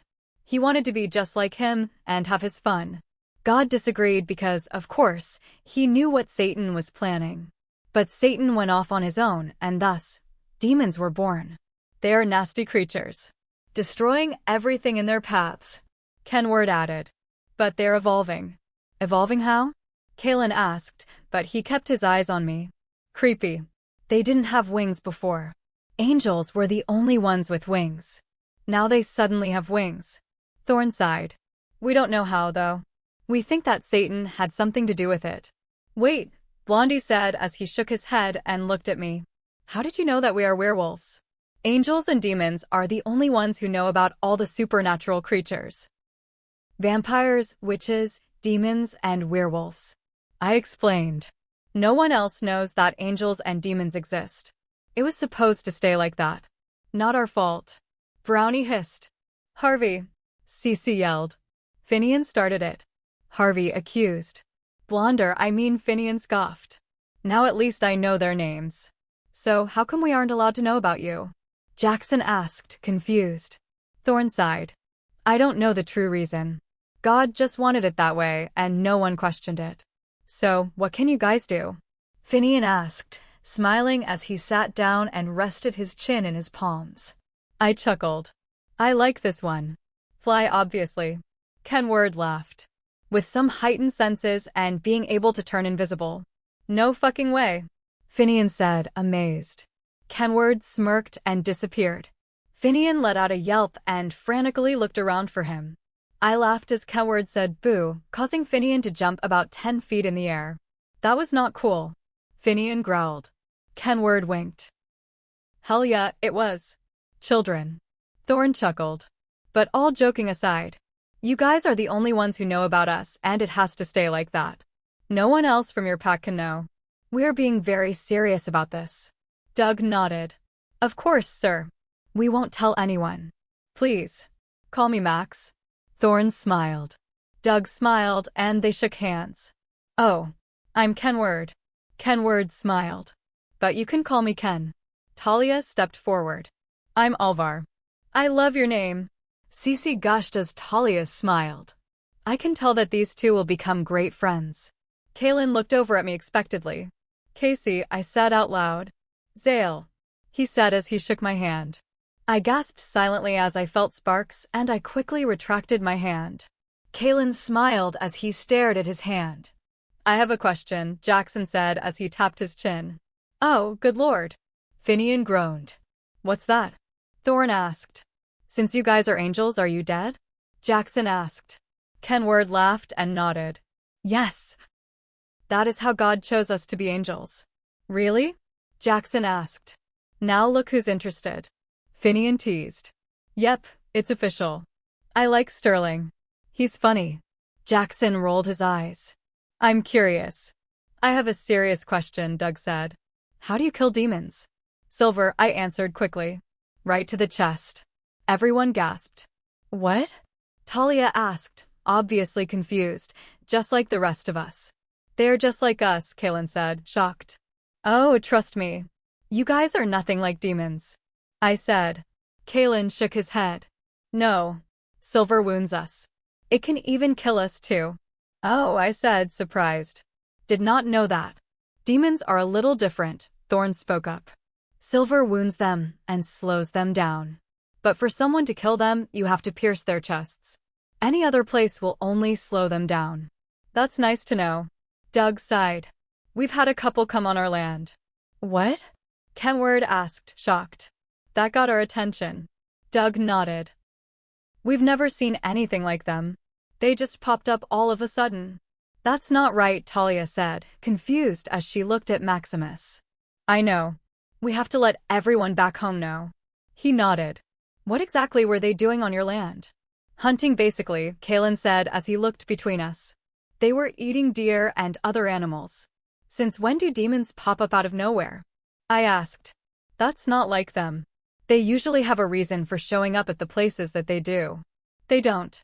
Thorn thought out loud. We have to go. Thank you for telling us. Doug nodded.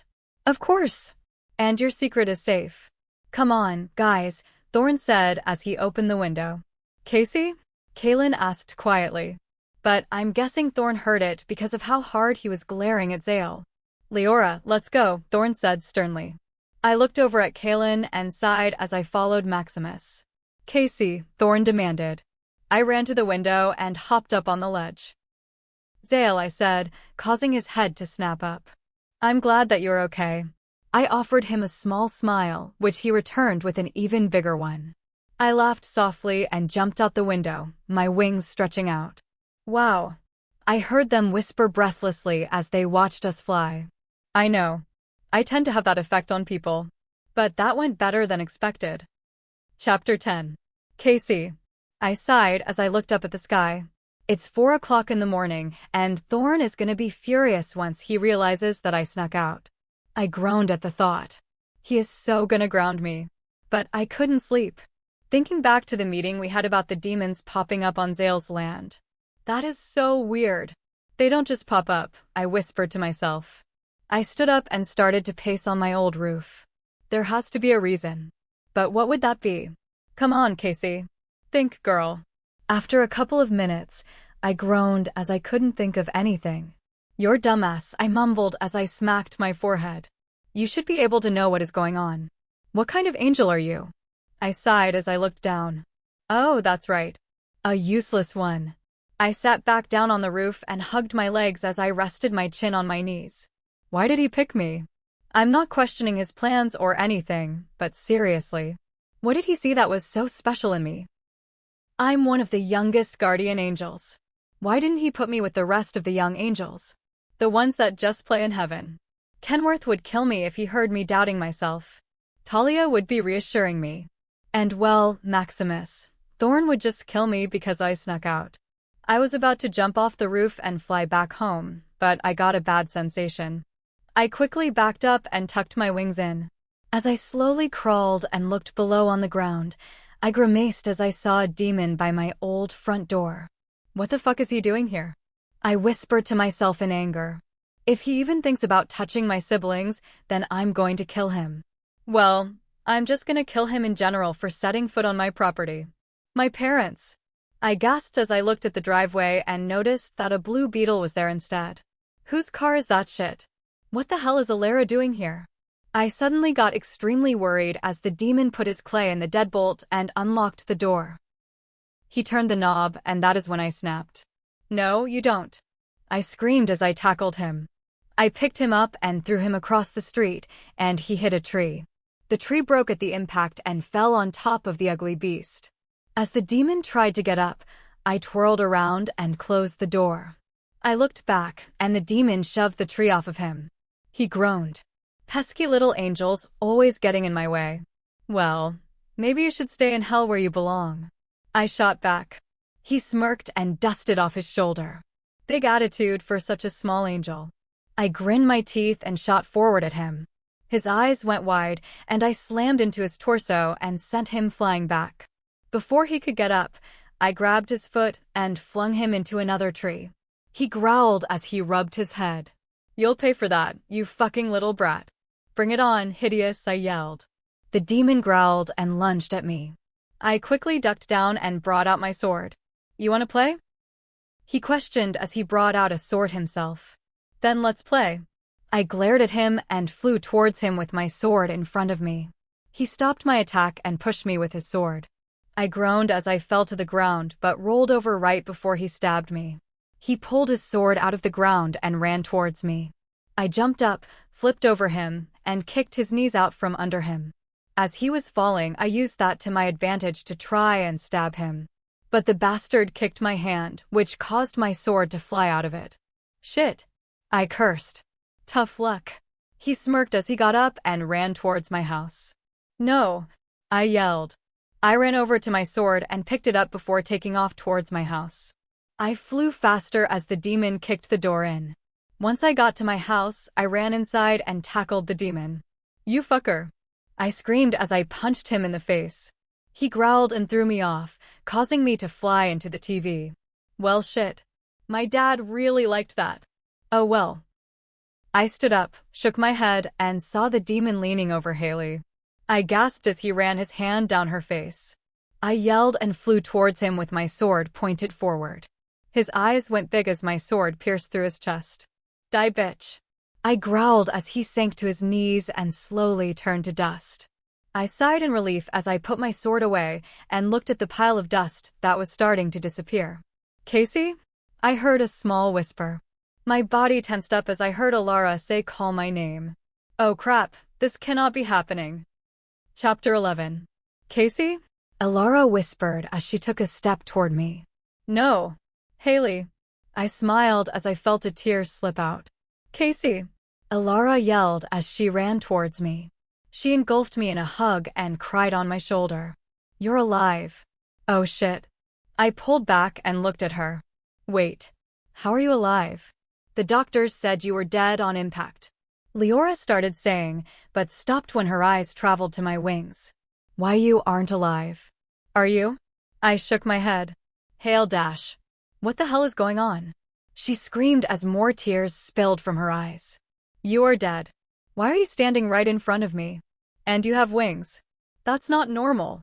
"Haley," I yelled so I could get her attention. "Casey." Alara whimpered. "How are you here?" "I'm an angel," I said as I stepped closer to her. "I did die. But you weren't supposed to see me." "What do you mean?" Alara asked, getting mad. "Ah shit. Alara may be a lovely and helpful person, but once you piss her off, you'd better run for the fucking hills. You've been dead for 3 fucking years, Casey." "3. Alara screamed. "I visit your grave almost every single fucking day. But yet here you are as an angel. You couldn't have dropped by so I could see my best fucking friend." I closed my eyes as she continued to scream at me, and I felt a tear slip from my eye. "Why didn't you stop by Casey?" I opened my eyes and saw Alara crying. I pulled her into a hug. "I'm sorry, Haley."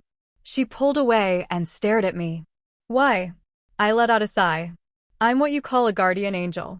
Or a warrior angel. Whichever you prefer. The only reason I'm here is that there was a demon." Alara gasped and looked around the room. Is that why the TV is smashed?" I let out a nervous chuckle. Yeah." He kinda threw me into it. "Wait, what?" Alara said. "Is that the red thing I saw you stab with your sword?" I nodded. "How the hell did I not wake up?" Alara asked, laughing. I chuckled. "Because you're a deep sleeper. And I mean a very deep sleeper. I just can't believe you're here." Alara smiled as she pulled me in for another hug. I smiled and hugged her back. "It's nice to see you." As I let go, I saw Thorn standing outside the window, looking furious. "Son of a bitch." "Haley?" I asked as I pulled her over to the couch. What's up? She asked as she sat down next to me. It was really nice seeing you and all. I've missed you so much, I said with pain in my voice as I closed my eyes. I love you, Haley. You're the best sister a girl could ever have. Casey? Alara asked, confused as I touched her forehead. What are you doing? You can't know about us. I have to go, I said sadly as I closed my eyes and focused. I won't forget about you. Leora, no. Alara screamed as she tried to grab my arm. But she didn't get my hand off in time. I watched with tears, and Alara slowly fell back on the couch asleep. This entire thing will all just be a dream to her. I stood up and bent over to kiss her forehead. I'm always watching over you and the twins. I made my way over to the broken door and tried to make it look normal, which was an epic fail. And 3, 2, 1. Where the hell do you think you were doing? Thorn yelled as he walked over to me. Saving them from a demon. I snapped back. You snuck out of heaven, Casey. You can't do that. I sighed. I couldn't sleep. So, Thorn yelled as he threw his hands up in the air. That doesn't give you the right to sneak out. Not alone. I glared at him. I can handle myself. And I needed some time to think. Thorn sighed. I didn't mean it like that. I know you can, sweetie. I was just worried. Well, don't. I yelled as tears were streaming down my face. You aren't my dad. Thorn gasped silently and stared at me in disbelief. I shook my head and wiped my tears away before I shot towards the sky. I wish this had never happened to me. I woke up and quickly got ready. Staff. Check, I said as I put it on my back. Sword sharpened. Check. I mumbled as I looked at the blade. Let's do this. I closed my bedroom door and made my way to the lobby. I cursed to myself as I saw Thorn already standing there with Kenward and Alvar. Casey. Talia smiled as I walked up to the group. Are you ready? I nodded and headed for the gates. Is she okay? I heard Kenward whisper. Yeah, she's fine. Thorn sighed. When we finally got the golden gates, they opened and we all jumped down. I got ground, I said sternly as I folded my wings in tighter so I would move faster. I'll go with, Kenward said as he did the same thing. Once we reached the ground, we both turned to our human form when no one was looking. Casey, Kenward yelled as he ran after me. What is the matter? Nothing you should be concerned with. I snapped as I continued to walk towards the front. Where are you going? Kenward asked as he caught up to me. Patrolling. Remember?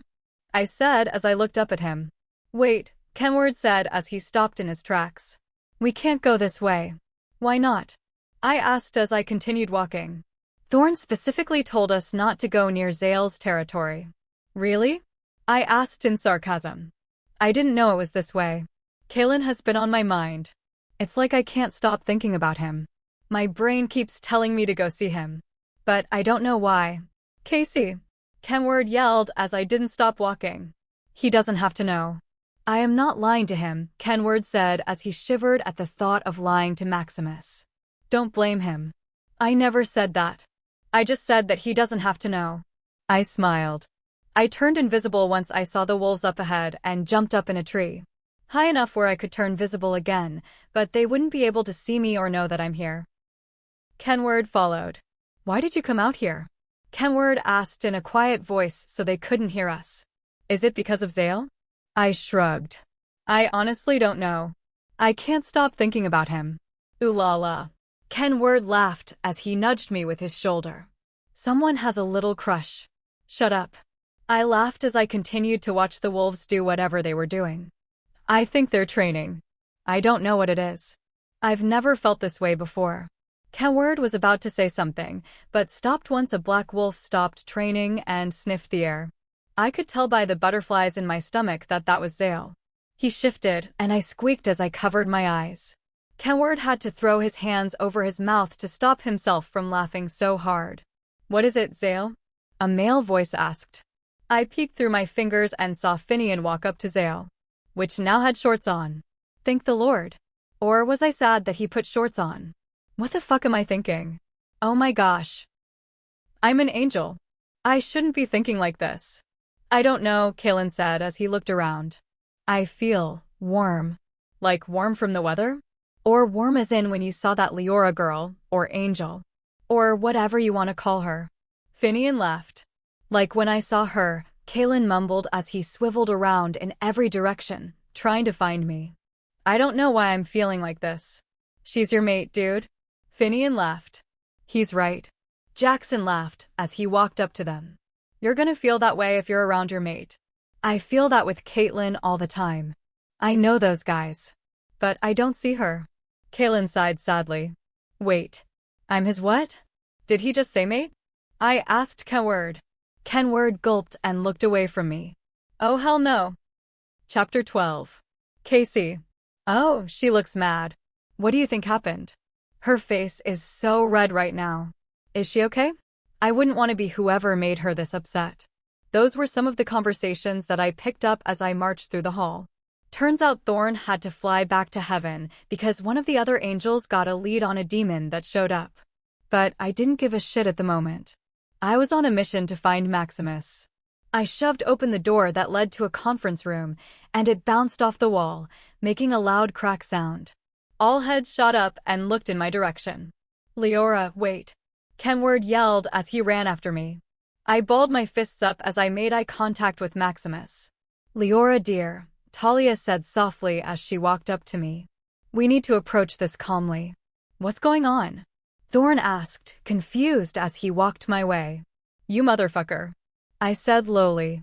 The angels in the room gasped at my behavior, but I didn't give a shit. I was pissed. And when I'm mad, I'm not a pleasant person to be around. Everyone here should know that by now. Excuse me? He asked as he stood in front of me. Casey, what happened? I squinted my eyes at him, and he just tilted his head. Is he really playing this game with me right now? This is a serious matter. I have no time for games. You, I said through gritted teeth. Me? Thorn asked. He opened his mouth to say something, but Kenward cut him off. Don't, Kenward said. She found out. What? Thorn asked in a whisper. You knew all along that I had a mate, I stated. Thorn looked like a fish out of water. I normally would be on the floor laughing by now, but I was too pissed. I felt my eye twitch. Why didn't you tell me? Thorn started, but then he looked mad. Werewolves do not belong with angels. And besides, we have a mission to do. Nothing can get in the way of that. I know we have a mission, and who said it would get in the way of that? I screamed at him. And besides, that isn't your call. Everyone needs to calm down. Please. Tali begged. Okay, I'll admit. Not telling you was a bad idea. Thorn sighed. But I didn't want you to know, because I didn't want anything to distract you from the mission. So that's why whenever we were by him, you wanted to leave? Because you knew I would start to see the signs. They constantly pull. I'm always thinking about him. And when we shook hands, that spark of electricity that I felt. I yelled. Why did you keep this from me? Thorn looked down ashamed. I was trying to do the right thing. I scoffed and turned around to leave. Where are you going? Kenward asked carefully. To go calm down, I mumbled as I slammed the door shut behind me. Look at me. I'm Maximus. I mumbled as I kicked a pebble around. I don't allow fun. I don't allow any distractions. Blah blah blah. I missed the pebble with my foot. Damn it. I groaned, picked up the pebble and threw it. Ow. I heard someone yell. Shit. I gasped as I ran to where the voice was. I hope I didn't hurt him too badly. I froze once I saw who it was. Oh crap. Where did that come from? Jackson asked, laughing. Maybe a squirrel threw it at him. Finian said as he busted up laughing. Yeah. Laugh it up. Kalen mumbled as he rubbed the back of his head. Oh. I slowly took a step back and turned around. Crack. I cringed as I stepped on a twig and broke it in half. The three boys quickly turned around and went on high alert. But they relaxed once they saw me. Casey. Kalen smiled, but then got confused. Casey? Hey boys. I laughed nervously with a small wave. What are you doing here? Patrolling. Finian laughed. You're on our land. I looked down at the ground at my feet and then looked back up. Right. I knew that. Kalen laughed and gave me a warm smile. What are you doing here? Finian teased as he asked me my own question. Little bastard. Patrolling as well, I said back. For what? He asked. Like demons. I nodded. Correct. It's still weird to believe that those things really do exist, Jackson said. And I'll admit, those things are hella scary. Oh, trust me.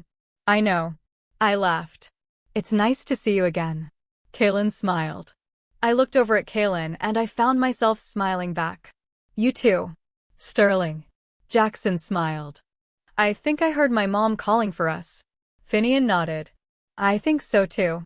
Jackson and Finian both took off running while they were laughing and left Kaylin and me alone. Oh great, this is just what I wanted. I gulped and looked at Zale, only to find him already staring at me. Oh yay, because this isn't totally awkward. Well, for him at least. He looks really calm. But me? No. I'm far from calm. My brain is freaking out and is telling me no, let me correct that, screaming at me to run far, far away. So, how have you been, Casey? Kaylin asked as he walked over to a tree and sat down. He patted the spot next to him, and I huffed. But I'll admit, I was okay with it because he smelled so good. I laughed in my head and I looked up at him. Why is he so damn tall? I've been good. Nothing new. I responded. Are you sure? He asked as he tilted his head and studied my face. I gave him a confused look. Yes. Why do you ask? You look tense. How did he know that something was wrong? No one can ever tell. I've learned to hide it very well and people always believe it. Casey, Kaylin said softly with a small smile. You know you can talk to me, right? I sighed and started playing with the grass. Thorn and I got into a little fight. About what? Kaylin asked, concerned. You, being my mate, and a werewolf. I snuck out the other night and visited my house I used to live in when I was, well, alive, I said, letting out a small chuckle. Wait. Kaylin laughed. You snuck out of heaven? I nodded with a smile. Well, that's not something that people usually hear every day. I let out a laugh. It's actually a lot harder than you think. Really? He asked, looking shocked. Ooh, tell me about it. I giggled as I looked at his face. His puckered out his bottom lip and folded his hands as if saying please. I nodded. Well, heaven is just like you could imagine it. Pearly white gates and golden paths. Angels everywhere. Everyone is always happy. I looked at Kaylin for a moment, and he had this look of awe written all over his face. I smiled and continued. Those are the normal angels. The ones who die and get sent to heaven because they believe in God and ask for forgiveness of their sins. See, just because you believe in God doesn't mean that you get sent to heaven. You have to show him that you truly are one of his followers and ask for forgiveness for his sins. Is he nice? Kaylin asked. Yes. I nodded. But when he's angry, you'd better run. Kaylin laughed. Continue, please. Then there are the warrior angels. Or guardian angels.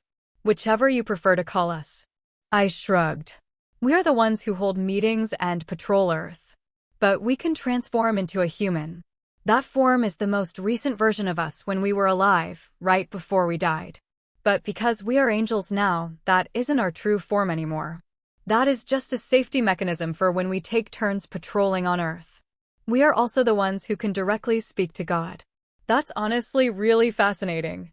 Kaylin smiled big. It's amazing up there. It's so free. I smiled back. Oh, blah blah blah. A voice hissed. I jumped up at the voice and saw a demon. Of fucking course. Jeez. Can I ever get a break? Ooh. I smell a dog. The demon smirked. It must be you. Kaylin growled. Calm down, boy. The demon teased. Can you sit? Sit down. Come on, puppy sit. I took a big step away from Zale. I honestly think he is about to blow up. Leora, you need to leave. Kaylin said through gritted teeth. I scoffed. Hell no. I'm the angel. The demons are my responsibility. I have many wolves on their way. They can't see you. Kaylin warned me. You have to leave. I groaned, but I complied anyway because I knew he was right. Take this, I said as I quickly grabbed my sword. Stab him in the heart. The handle is covered in cloth. You won't be touching the silver. Remember. Heart only. Any place will only slow him down. Kaelin nodded and took my sword carefully. I took off to the sky right as the other wolves showed up. Coward. The demon yelled at me right before he got tackled by a couple of wolves. I stayed in the air and rolled my eyes. Dumbass. Chapter 13. Casey. So, not that I don't like it. Kaelin laughed as he sat up in a tree with me. But how come you are still here? You are usually gone by now. I smiled, but I saw a little sadness crossing his eyes. I sighed. He is right.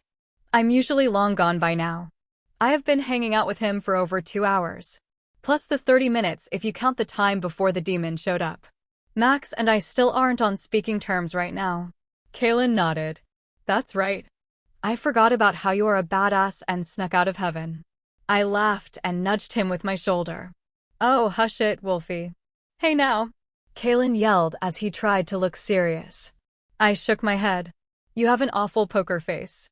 Kaelin broke his serious look and chuckled. I know. That's why I always lose to Jackson and Finian in poker. I am the poker master. I winked. Kaelin gave me a look. You play? I shrugged with a serious face. I'm kidding. I don't. Kaelin nodded. Oh, okay. A couple of minutes passed before I burst out laughing and fell backward on the ground. Casey. Kaelin yelled as he jumped down and scooped me up in his arms. Oh, okay. I mocked in a deep, manly voice. I was kidding again. I do play poker. Damn it, Kaelin mumbled as he set me down. You have to teach me. I smiled and gave him a single nod. Deal. It's getting late. Do you? Kaelin cleared his throat as he looked down at the ground. Do you want to, stay at the pack house? I know you aren't talking to a thorn right now. But, I know you can't let anyone know you're an angel, and we can hide your wings. I giggled at Zale's nervousness. He looks so cute when he is nervous. Almost adorable. He would look adorable if he weren't so freaking hot. Oh my gosh, I need to calm myself down. I am a freaking angel. Oh, good lord. God is going to kill me for thinking like this. Zale. I asked as he was still mumbling. He stopped and immediately looked at me.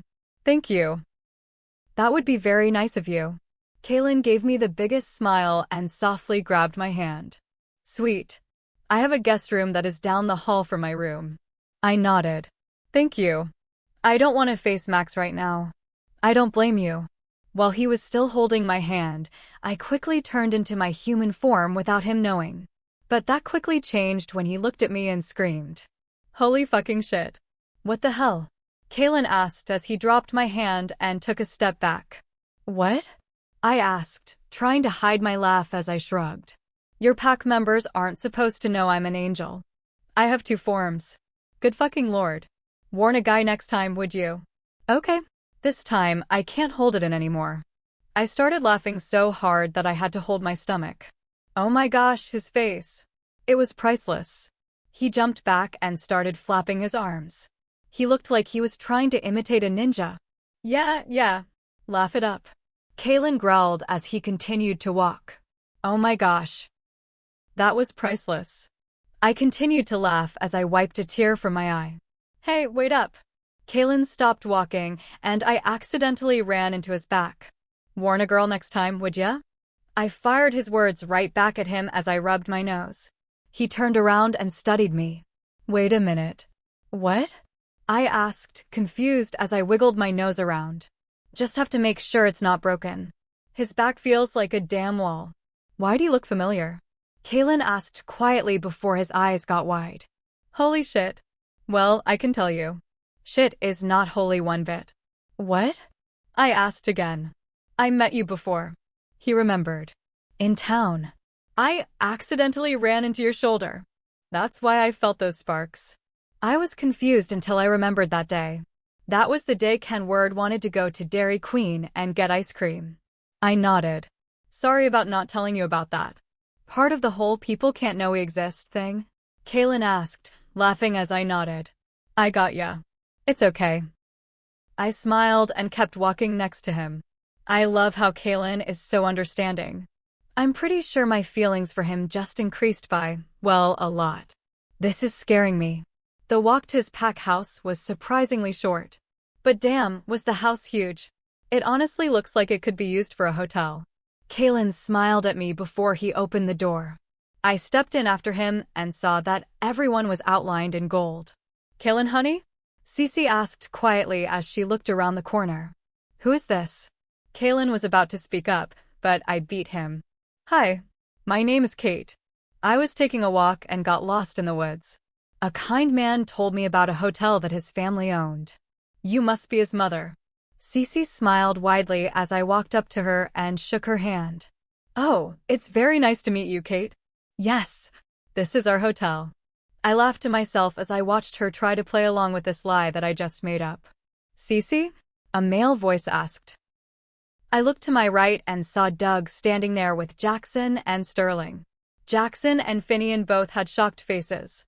I'm pretty sure they both remembered me. Hey guys. Kalen called as Jackson and Finian reluctantly tore their eyes off of me and landed on Zale. Can you guys please help me get one of the rooms ready for Kate? They looked back at me and nodded before turning around and following Zale. Hi, sweetie. Cece smiled. Kate, this is my husband, Doug. His sir. I smiled as I shook his hand. It's very nice to meet you. Again. Hi there, Kate, Doug mumbled as he tried to hide his confusion with a smile. Your son found me and told me about this hotel that you guys own, I repeated. I was walking in the woods and I got lost. It was getting dark and I didn't know which way my house was. But that's when Kalen found me and told me about this hotel. I'm happy he did. I don't want to know what is out in the woods at night. I mumbled, trying to look uncomfortable. Just kidding. I do know what's out here, and I would kick their asses. Damn it, Casey. Focus. I focused back on Cece as she smiled sadly. Oh my. I'm sorry to hear that, dear. Well, don't worry. We have a room available for you. Doug cleared his throat, finally catching on, and smiled. Yes, of course. Kalen left to go get your room ready for you. Thank you so much. I smiled back. Man, I love these people. They're so kind. Where do I pay? Doug shook his head. It's on the house. Okay, good, because I don't have any money. Are you sure? I asked. Cece nodded. We are sure. We are just glad that you are safe. Your name is Kate? A girl with long, straight brown hair asked me. I nodded. That's me. Oh, cool. She gushed as the blonde girl next to her laughed. My name is Caitlin. Nice to meet you. I laughed. I'm Sunny. Not the crazy one. Sunny giggled as Caitlin rolled her eyes and huffed. Well, sorry, I'm excited to see a new face here. I'm tired of seeing these other guys all day, every day. Do you two stay at the hotel as well? I asked. Hotel? Sunny asked before Cece cleared her throat. Oh yeah, right? Yes, we do. We are staying with our boyfriends. Ooh la la. I laughed as they both blushed. Who are they? Ready, Kate? Kalen asked. I jumped as he just randomly appeared. It's okay. He scares a lot of people with that face. Jackson laughed as he looked at me. Kalen must have told them.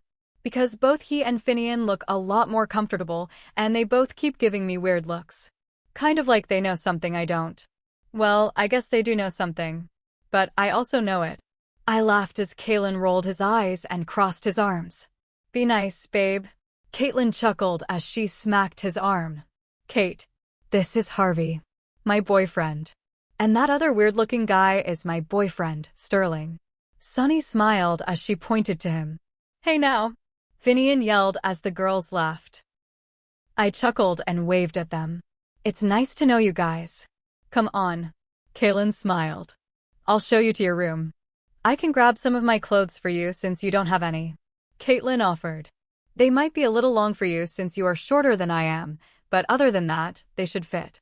Thank you, I said as she nodded and turned around to leave. I followed Kalen to the guest room that I'll be staying in tonight. I honestly wouldn't mind living here. Everyone that I have met so far has been so sweet and kind to me, and they don't even know me. Besides the weird looks that I've been getting from other people, they haven't said anything rude. They all smile at me and then continue with whatever they were doing. Yes, some have lingered a little bit. But they aren't rude whatsoever. They look confused and shrug it off. And Cece and Doug? I wish I could tell them that it's me, but I can't. It would blow my cover, and that wouldn't be good at all. It could put them in danger. Demons aren't even supposed to know what angels look like in human form. Us being in human form is safer for humans. 1, because they don't know that we are angels, and 2, demons will think that we are regular humans, and sometimes won't do anything stupid. But that's a pretty big sometimes. Some demons like to kill humans or take them down to hell. But most of them don't want to blow their cover just like us. I came back to reality as Kalen opened a door. Here is your room. He smiled. And there is a bathroom right by the closet for you. Thank you. I smiled as I walked in. Chapter 14. Casey, are you getting settled in? Caitlin smiled as she and Sunny handed me some extra clothes. I smiled and nodded. I thank you. I love this place. It's gorgeous. Sunny smiled. Maybe you can stay a couple of nights. I bet Caitlin would love that. My eyes went wide and they giggled. What do you mean? I asked. Did they know that my name isn't Kate? Good Lord. I'm so bad at acting. I'm glad I never wanted to be an actress when I was younger. I would suck at it. Someone has a little crush on you. Caitlin cooed in a baby voice. It's adorable. Agreed. Sunny smiled, but then got serious. I think you would be good for him. He needs it. Why do you say that? I asked as I turned around to face them better. Sunny sighed as she looked over at Caitlin. Caitlin changed a while ago. He wasn't the fun, nice Caitlin we all knew when we were kids. Don't get me wrong, he is nice and fun. But not as much as he used to be. He's a lot colder, and he keeps to himself a lot. It was like a light switch turned off, Caitlin mumbled. Overnight, he just changed. How come? I asked as I felt a sharp pain in my chest. Someone he cared deeply for died 3 years ago, Caitlin stated. But he seemed to forget all of that when he met you. It's like the old Caitlin is almost back. I gulped and let out a nervous laugh. Wait a second. I died 3 years ago. Caitlin didn't even know me then. I know we are mates, but could he have felt me die? I went to open my mouth to ask a question, but the door flew open, stopping me. Sunny. Finian yelled as he and Jackson appeared at the door. Good thing I wasn't naked. I joked, laughing, but stopped once I saw their expressions. Guys, what's wrong? I groaned as I saw their eyes fog over. Seriously? Mind linking? I'm right here, you know. The girls ran out of the room, and Jackson looked at me and smiled. I rolled my eyes. Good Lord. What lie is he going to try to feed me now? Hey Kate, do you dash? He stopped talking when I pushed him aside and went out to the living room. Get everyone who can't fight to the safe houses now. Doug yelled as little children followed Cece out of the living room. Kate. Jackson yelled as she ran into the living room. Damn. For a tiny person, you can run fast.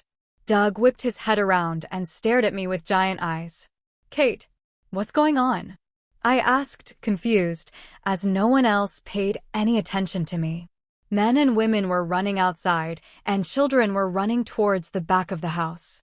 Harvey, take her with the children. Doug commanded as Jackson nodded. I jumped back as Jackson tried to grab me. I quickly went around him so that I was right next to Doug.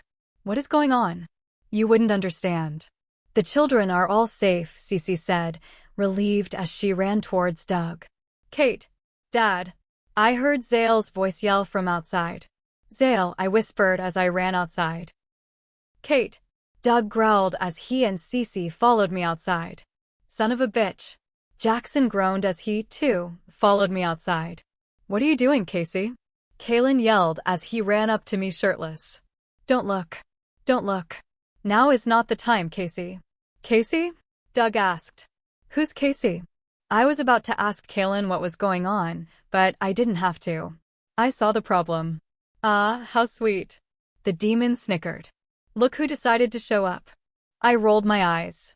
Don't you need a license to be that ugly? The demon growled at me. Shut your mouth. Stop, Kate. Jackson yelled at me. You don't know what you're talking to. I sighed. Yes, I do actually. The demon smirked. They don't know, do they? Know what? Doug asked, confused. I gave the demon a humorless laugh. They will now. I quickly shifted into my proper form and grabbed my stuff. There's the angel. The demon mocked. I've been waiting for this moment. Me too, I mumbled, extremely pissed off, as I turned around to look at everyone. They all had wide eyes and open mouths. Are you guys going to help? Kalen took off his shorts and shifted. Damn, his wolf is beautiful. Angel and werewolf. What an odd, but fascinating couple. The demon laughed as he turned around and grabbed a tree. I watched, amazed, as he effortlessly ripped the tree out of the ground and held it like a baseball bat. You have got to be kidding me. Now let's play. That doesn't look good, Jackson mumbled as Finian and the girls showed up. Casey? Finian asked, shocked. You know her? Sunny asked, her voice laced with jealousy. Dude, that's an angel. Caitlin yelled.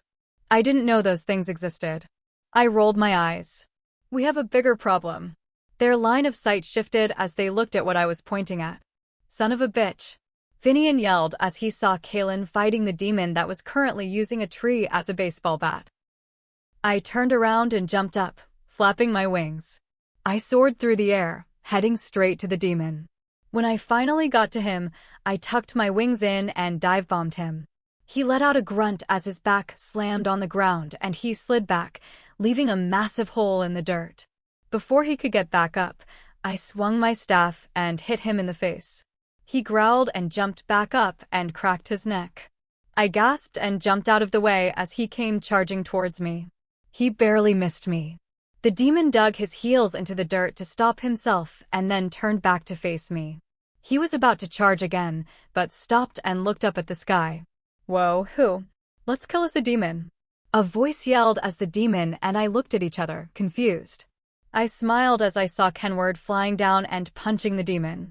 The demon fell back on his ass and looked shocked by what just happened. You okay, Squirt? Kenward asked as he landed right next to me. I nodded. Yeah, I'm okay. That's good.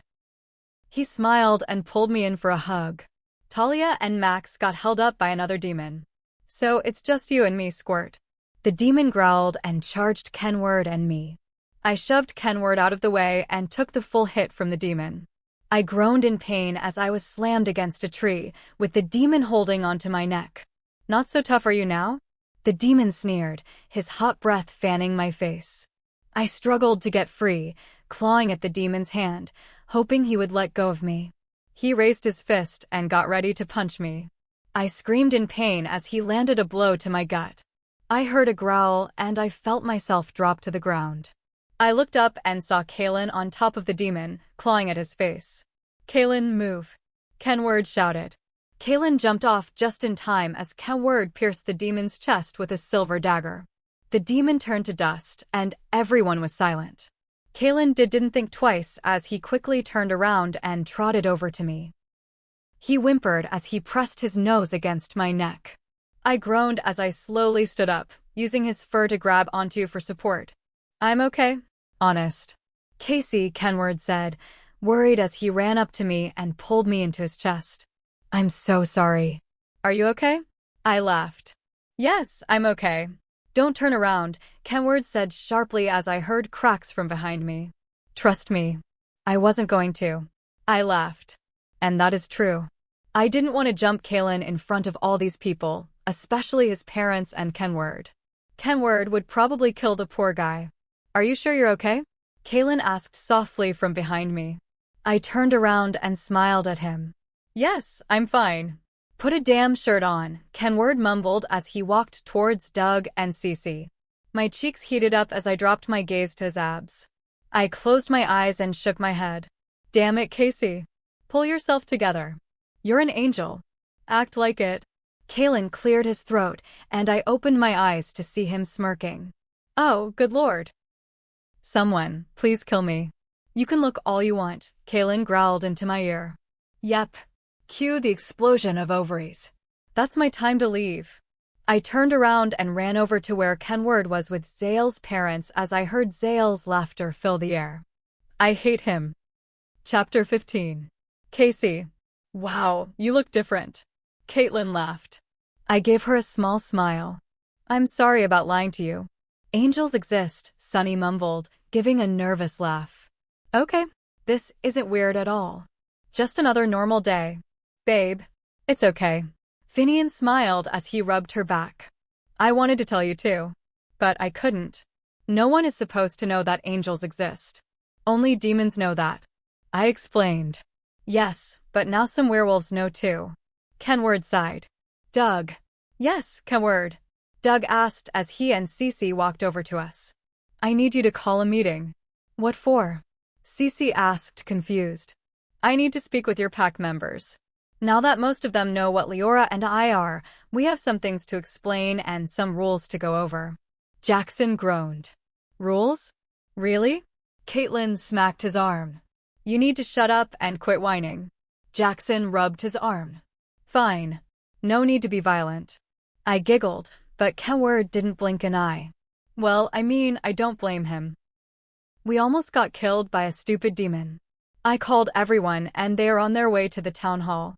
You can speak there. Caitlin said sternly as he walked over to where Kenward and I were standing. Lead the way, Kenward said as he started walking. Didn't he tell me to lead the way? Caitlin asked, confused. I sighed. Let's just follow him. But I wish that it were that easy. The whole walk was awkward. Kenward looked pissed off as hell. Caitlin kept looking at Kenward like he was going to punch him. Doug was quiet. Cece was trying to make small talk with everyone, which was not helping whatsoever. In fact, it was kind of making everything worse. The building on the left. Caitlin mentioned as he started to walk up the walkway. Ready to talk? Kenward asked. I went to answer him, but he ignored me and walked in front of the crowd. Sure, Kenward. I'm ready to talk. I mumbled as I rolled my eyes and followed him. I really don't understand why he does that. He'll ask you a question and then just walk away. Like, what is the point in that? Attention, please. Kenward shouted over the voices. It was silent as everyone took in Kenward. No one made a sound. Kenward cleared his throat at the awkward silence. Right. So I need to ask you all some questions, and also I need to go over some rules. Rules? A little girl asked, confused. I smiled at her. Yes. They aren't very hard to follow. They're actually pretty easy, I promise. As you can all see, Leora and I aren't humans. We are angels. We have existed since the Earth was created. Other supernatural creatures do not know about us, and it was supposed to stay that way. Kenward. I hissed at him. He rolled his eyes. Anyway, even though you guys know about us, we have to keep it quiet. No one can know about this. Kenward is serious about this. Caitlin piped in. This has to stay within the pack. No talking about this with anyone. So you really are an angel? The same little girl asked. I smiled and nodded. Yes, we are. Do you have any superpowers? We can fly. Kenward smiled as he stretched out his wings. I call going on the ride first. A little boy yelled as he ran up to Kenward. What? Kenward shouted as little children charged him. This is so not cool. Caitlin and I tried to stop laughing as the children started to try to climb up on Kenward. This is great. I laughed as Kenward started to lose his balance. Leora, help. Kenward yelled as he fell backward. Don't touch me there. What is going on? Thorn asked as he and Tolly barged in through the door. The little kids want to go for a ride. Caitlin smiled. Thorn looked at Caitlin and rolled his eyes. What the hell is his problem? Why doesn't he like Zale? I'm glad that you're okay. Talia smiled as she pulled me in for a hug. I smiled and nodded. Me too. I heard from Kenward that you guys got stuck on another demon. Talia sighed and nodded. We did. They have been popping up around this area recently. We don't know why. Excuse me. I heard a small voice. I looked down and saw a young girl, probably about 8 or 9, tug on my armor. I bent down so I was eye level with her. Yes! I think I know why the bad guys are here. I looked at her in shock. What do you mean, sweetheart? Well, I was playing the other day, and I was heading home and there was this really big guy. I think he was a bad guy. What did he look like? I asked, confused. You. She smiled. Well, not exactly. He was a boy. I gave her a very confused look, but then pointed at Maximus. Like him? Yeah. She nodded frantically with a smile. But he had longer hair. I think it was almost white. Like a white blonde, I think. But he was talking to one of those really big red guys. A demon. Yes, but they weren't fighting like you did earlier. They were having a normal conversation. No yelling or anything. Then they both jumped up and flew off in the same direction. I gulped, but cleared my throat and looked back down at the little girl. Thank you so much for telling me that. You're welcome, Luna. She smiled and skipped back to what I'm assuming are her parents. Luna. I smiled to myself as I let it roll off my tongue. I like the sound of it too, Kaylin said suddenly. I jumped and turned around to see him standing there with a smile on his face. I really do like the sound of it. It suits you perfectly. I felt my face get heated. You think? Kaylin laughed softly and nodded his head as he wrapped his arms around me. I do. Me too. I smiled back. Oh shit. I need to tell Max something. Kaylin let me go and followed behind me as I ran up to Max. Casey, what's wrong? Max asked, concerned as he looked at me with wide eyes. We have a big problem, I mumbled as I pulled him aside. I just spoke with a little girl. She said that on her walk home the other day, she saw an angel, a guy with long, whitish blonde hair, and a demon talking. What? Max hissed in disbelief. Talking? Are you sure they weren't yelling at each other? I nodded. She's positive. They just had a regular conversation, and then they both jumped up and flew off in the same direction. This can't be happening. Talia mumbled as she walked up. Do you think God sent someone undercover? No way. Max sighed, shaking his head. That is way too dangerous. This isn't just some regular fight. This is the devil himself. No one is to go undercover. What if he switched sides? Kenward spoke up as he put a child down. The child huffed and stomped off. Probably upset that the ride is over with. Max rubbed his forehead. I don't know. Has that ever happened before? An angel betraying his own kind? That doesn't happen. It's a first for everything. Kaylin said sternly as he stood by my side. It happens. Yes, but not to angels. Max spat. Maximus. Talia scolded. Listen.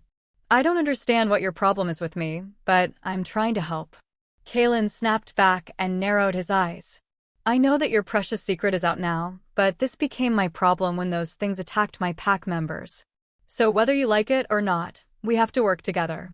Because I am not about to stand aside and watch my pack get slaughtered. Max narrowed his eyes back at Zale. I sighed and looked up at my mate. What do you mean, it happens? Kaylin turned his eyes away from Max and looked down at me.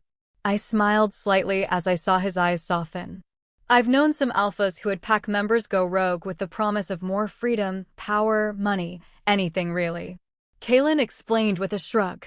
The most common one is power, then freedom. So if it's someone who isn't happy with their position, they could have easily fallen for the trick and switched. Trick? I asked. Kaylin nodded. I mean, yes, sometimes they get what they are promised, but most of the time they don't. They are usually used.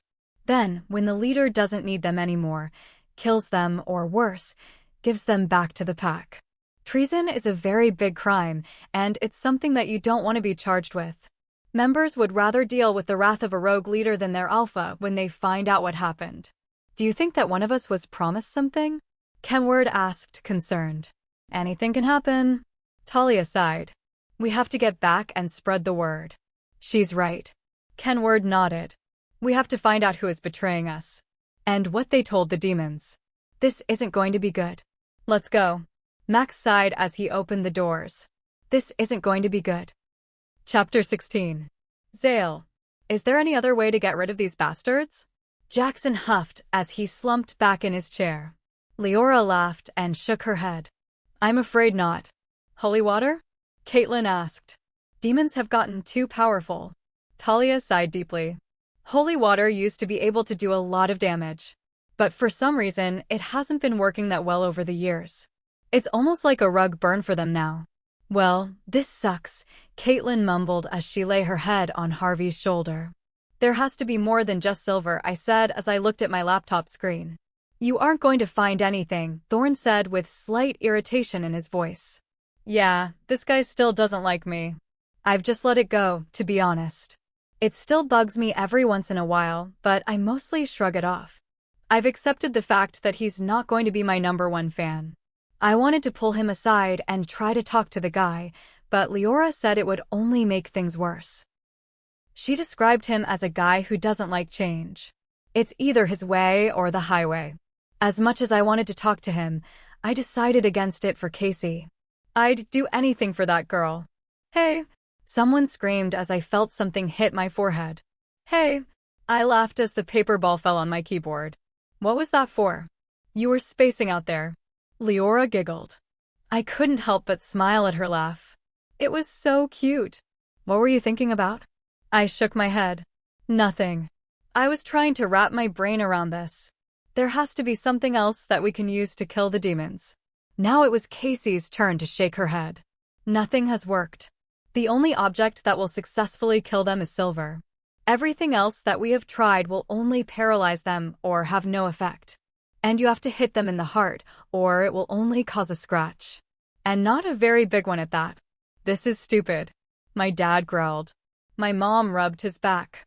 Come on, dear. It's just how it is, and we will have to work with that. I know, but the one thing that can kill them can also kill us. It's getting pretty late. My mom said softly. Let's save this for tomorrow. Yeah, you're right. My dad nodded. I closed my laptop and walked up to Casey. Ready? She gave me a confused look as she tilted her head to the side. So cute. What do you mean? She asked. I smiled. I want to show you this cute diner outside of town. I'm taking you on a date. Okay. She smiled and took my hand. I led her out of my study, and we walked to the front door and out to my car. It's got the best hot fudge sundaes in town. I drooled at the thought. I'll have to hold you on that. She joked. The car ride was pretty standard. The occasional conversations were passed between the two of us. However, her singing was pretty interesting. A song by Justin Moore came on the radio, and she tried to sing with a deep voice. That was very entertaining to watch and listen to. I was in tears by the time we got to the diner. How is it so funny? Leora laughed as we both sat down. Because. I smiled as I tried to catch my breath from laughing so hard. I wiped a tear that had escaped and took a deep breath. But when I made eye contact with Casey, I lost it. I snorted as I tried to hold in my laugh, and that caused Leora to start laughing. An older lady cleared her throat with an annoyed look on her face. I'm so sorry, ma'am, Leora said in between laughs as she started to calm down. The lady rolled her eyes and went back to eating with her husband. Damn. Lighten up. Leora and I looked at each other and busted up laughing again. Zale, she yelled with a smile on her face as she threw her napkin at me. Hey now. I smiled as I caught the napkin. What is it with people throwing things at my head today? It's a big target. She shrugged innocently. Hurtful. I snickered as I threw her napkin back at her. Hi, dears.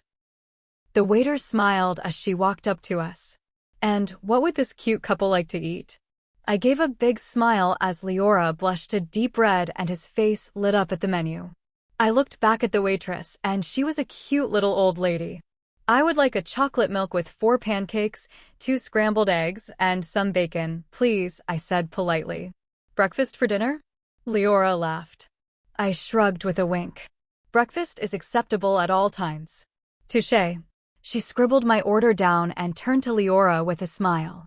And for you, dear? Chocolate milk with 2 chocolate chip waffles and some bacon, please. Leora smiled as she gathered up the menus and handed them to the waitress. Sounds good. She smiled. I'll be back with your order shortly. Thank you. Leora and I said at the same time. So, I cleared my throat. How is everyone upstairs? Leora cracked a smile at my joke, but then turned serious. Puzzled. I mean, angels turning their backs on their kind? I understand that Azrael did it way back when, but still. We have never had an incident like that after he did it. No one ever dreamed of it. Maybe they got tired of taking orders, I suggested. Leora sighed and laid her head on the table. I don't know. This is all so confusing for us, and we don't know what to do. We have had investigators watch everyone. And I mean everyone. I got followed around for a week. I laughed and rubbed my thumb over her knuckles. It's okay now. I mean, they still aren't following you, right? She shook her head and placed her other hand over mine. I smiled at her gesture. Not really. I mean, like, I'm not being followed anymore, but they still check up on me now every once in a while. After they follow you around for so long, they'll occasionally pop up to check on you. But it's not that bad anymore. Before, I was worried that it would interfere with my missions, but the investigators are good at not getting in the way. She chuckled. I had one help with a mission. Seriously? I asked with a smile. Yeah, it was pretty funny. Well, maybe not for him. Leora started to laugh again. He was following me around, and while we were talking about stuff, we ended up getting ambushed. Were you okay? I asked quickly. Okay, maybe a little too quickly. She nodded. Oh yeah, the demon didn't stand a chance. He was a newbie. But it scared the investigator that she threw a dagger at him. She has a great aim. After the demon died, she apologized for getting in the way of the mission. I told her it was no big deal and that she had great aim.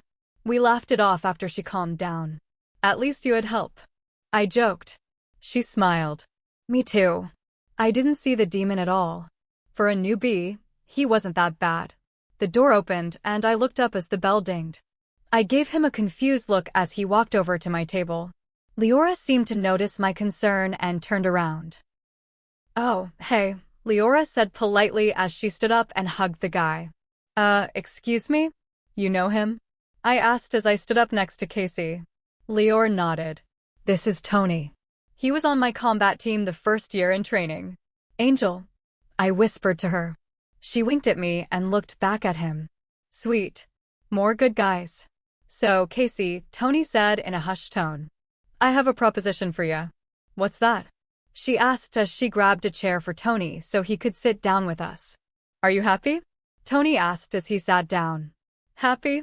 I asked. Tony gave me an annoyed look and then looked back at Casey. What was that? My wolf asked me. Your guess is as good as mine. I said back to him as I studied Tony. I thought he was a good guy. Something doesn't seem right. I could feel my wolf pace back and forth in my mind. He was uneasy, and I don't blame him. I was getting a bad vibe from this guy. Come on, Casey, I mumbled. We should get going. As I went to grab her hand, Tony was quicker. Hey! Leora shouted as I saw Tony tighten his grip. I asked if you were happy? Tony asked with a wicked smile. Answering orders after orders after orders. Always following the rules. Being a sidekick. Dad. I shouted through the link. Diner, south end of town. No. I shut off the link and focused back on Casey. You need to leave, I growled as I grabbed his hand. And that wasn't a request. He let go of Leora and smirked up at me as he shook my hand off his. Stupid little alpha. Leora glared at him. What happened to you? He shrugged. I got tired of following orders and being those stupid angels' little bitch. What are you talking about? Tony gave a humorless laugh. All you ever do is follow orders. It's so boring. It's our job. Leora yelled as she clenched her fists. We have to protect the humans. I gulped as Leora grew madder. I don't know about you, but something about an angry angel terrifies me. And Leora looks a little pissed. They can protect themselves. Tony shrugged. So I want to the side where there are no rules.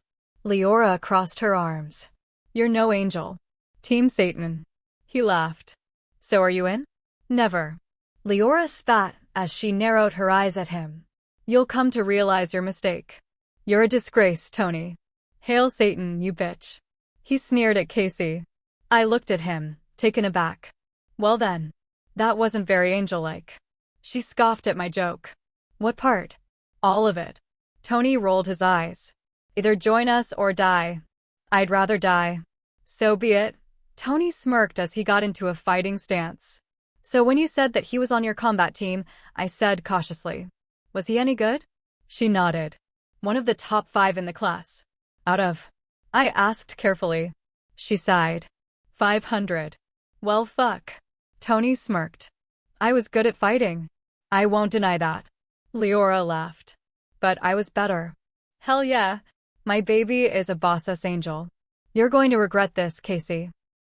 I think I can live with that, Leora simply said. Tony grunted at her and lunged. I growled to myself. This fucker ruined date night. Chapter 17. Casey. I dodged Tony's lunge and picked up a chair. I threw it at him as he still had his back turned to us. He hit him square in the back, but it didn't faze him at all. Kaylin, get them out of here, I yelled. Kaylin nodded his head and turned to get the people out of the diner. Tony laughed as he shook his head back and forth. Casey? A chair? That's the best you could do. I gulped. It was kinda the first thing I grabbed. He smirked and transformed. He cracked his neck and spread out his wings. So that's how you want to play, I grunted as I transformed as well. Bring it shortly. Tony smiled. I narrowed my eyes at him and shot forward. I grabbed him and flew us through the wooden door of the diner and out onto the street. We rolled a couple of times before he kicked me off of him. I grunted as I hit a lamp post on the sidewalk. Just give up. He yelled at me from across the street. Not going to happen. I yelled back and I jumped up and flapped my wings. I dove down and picked him up. I got high enough and threw him down. Kaylin ran out of the diner just as Tony hit the street.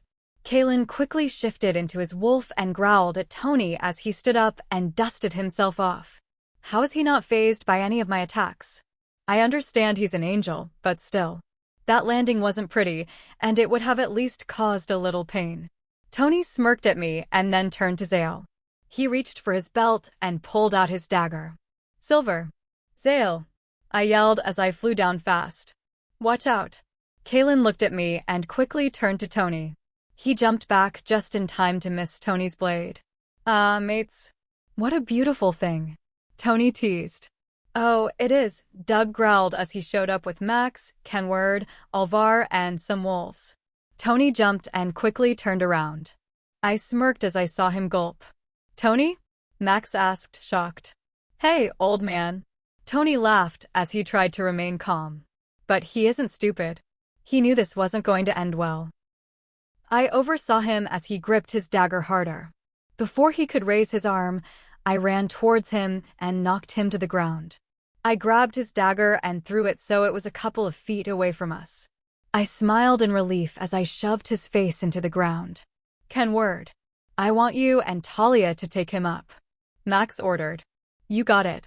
Kenward nodded as he and Talia stepped forward. Kaylin helped me up, and Kenward quickly grabbed Tony's arm. Like I said, always following orders. Tony spat at Max. Shut up, kid, Kenward yelled as he and Talia flapped their wings and shot up in the air. I guess it's happening. Jackson sighed as he looked at me. I nodded. How did you know? Max asked me. Tony is the type of guy always to have a backup plan. I knew he was thinking of something. I didn't know what he was thinking. I stated. That's why he succeeded in our class. It was a tough class and not a lot of people did well in it, but he was always one step ahead of everyone else. Are you two all right? Doug asked as he hugged me. I nodded as I pulled back from the hug. Yeah, we're fine. Took us by surprise though. What exactly happened? Kaylin and I were about to eat when Tony walked in, I explained. He acted completely normal. Didn't come off weird or angry. Until he started asking questions, Kaylin spoke up. Questions? Max asked, confused. Kaylin nodded. He sat down with us and then all of a sudden grabbed Casey's arm and asked her if she was happy. Happy? Finian asked. Yeah, because that's not weird at all. What did he mean by happy? Max asked. Something along the lines of, am I happy with following orders and being a mule for you guys? I don't know. He wasn't making sense. Then that's when he asked if I wanted to join Lucifer's team, and when I said no, he attacked. I explained. Max was about to ask another question, but was stopped when we felt a gust of wind blow around us. We all looked up to see Talia heading our way. And man, did she look pissed. We got a problem.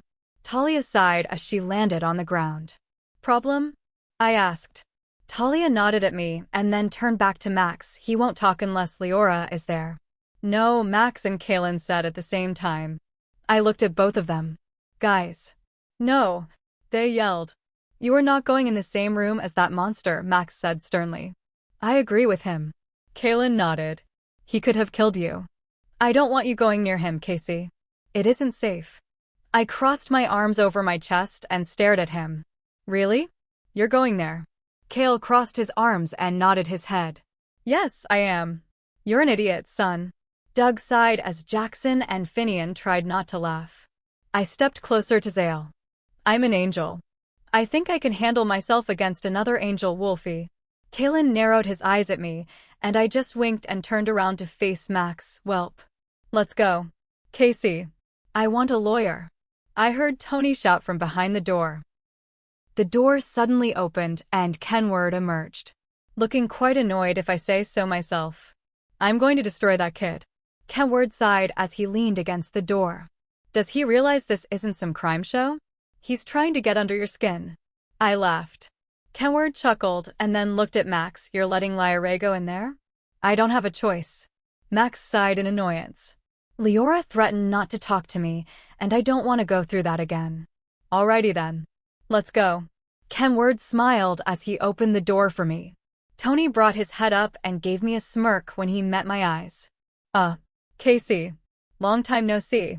Tony. I acknowledged sternly. Why so serious?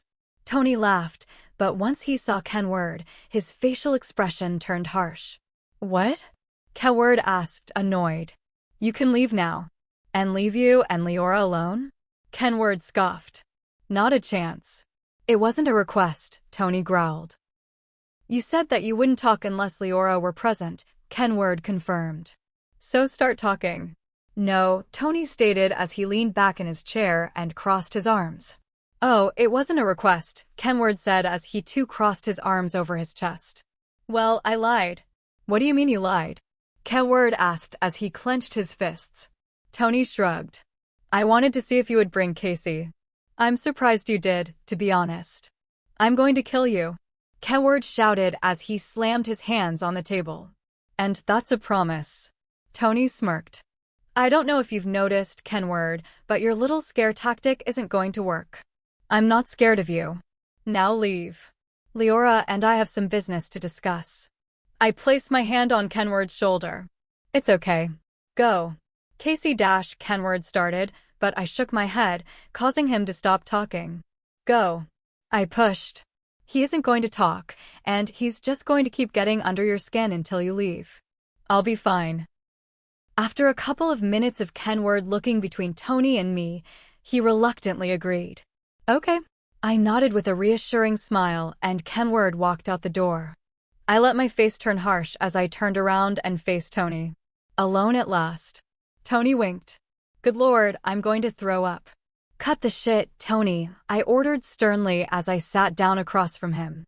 I like a lady who takes control, Tony smirked. I'm going to punch you in the face, I promised. He held his hands up and laughed. Fine, sorry. Business talk now.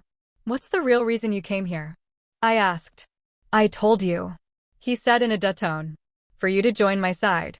I crossed my arms and leaned back in my chair.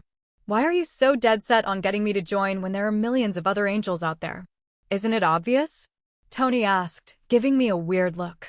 Why is he looking at me like that? Is there something that I should know about? Not really. I started getting annoyed. I don't like playing these games. If it were really that obvious, I wouldn't be asking you. Good point. Tony nodded. Casey, you are special. Special? I asked. He nodded again. Yes. Azrael has taken a liking to you. My eyes went wide as I felt the feeling of dread wash over me. Lucifer? Taken a liking to me? The devil himself personally wants me. What do you mean? Tony smirked. He wants you to join the dark side. Why would I do that? Simple. Tony smiled. We have cookies. Enough of these fucking games, Tony. I shouted as I slammed my hands down on the table. Spill. Now. You're stupid. Tony sighed, standing up. It's simple. You are a Luna. What does my having a mate have to do with this? I swear. If he hurts Kaylin or any of them, his blood will be splattered all over the earth. Whoa, hold up, Casey. Since when did I become this violent? Oh my gosh, what is happening to me? Think. You're smart. What is Tony getting at? Yeah, I have a mate. So what? But once I started to piece everything together, I finally realized what he was getting at. I looked back at Tony with wide eyes before I felt my facial expression turn harsh. No. Tony smirked. Yes. I shook my head back and forth. It's not going to happen. Just think. Tony smiled, standing up. Us against them. We will have wolves on our side.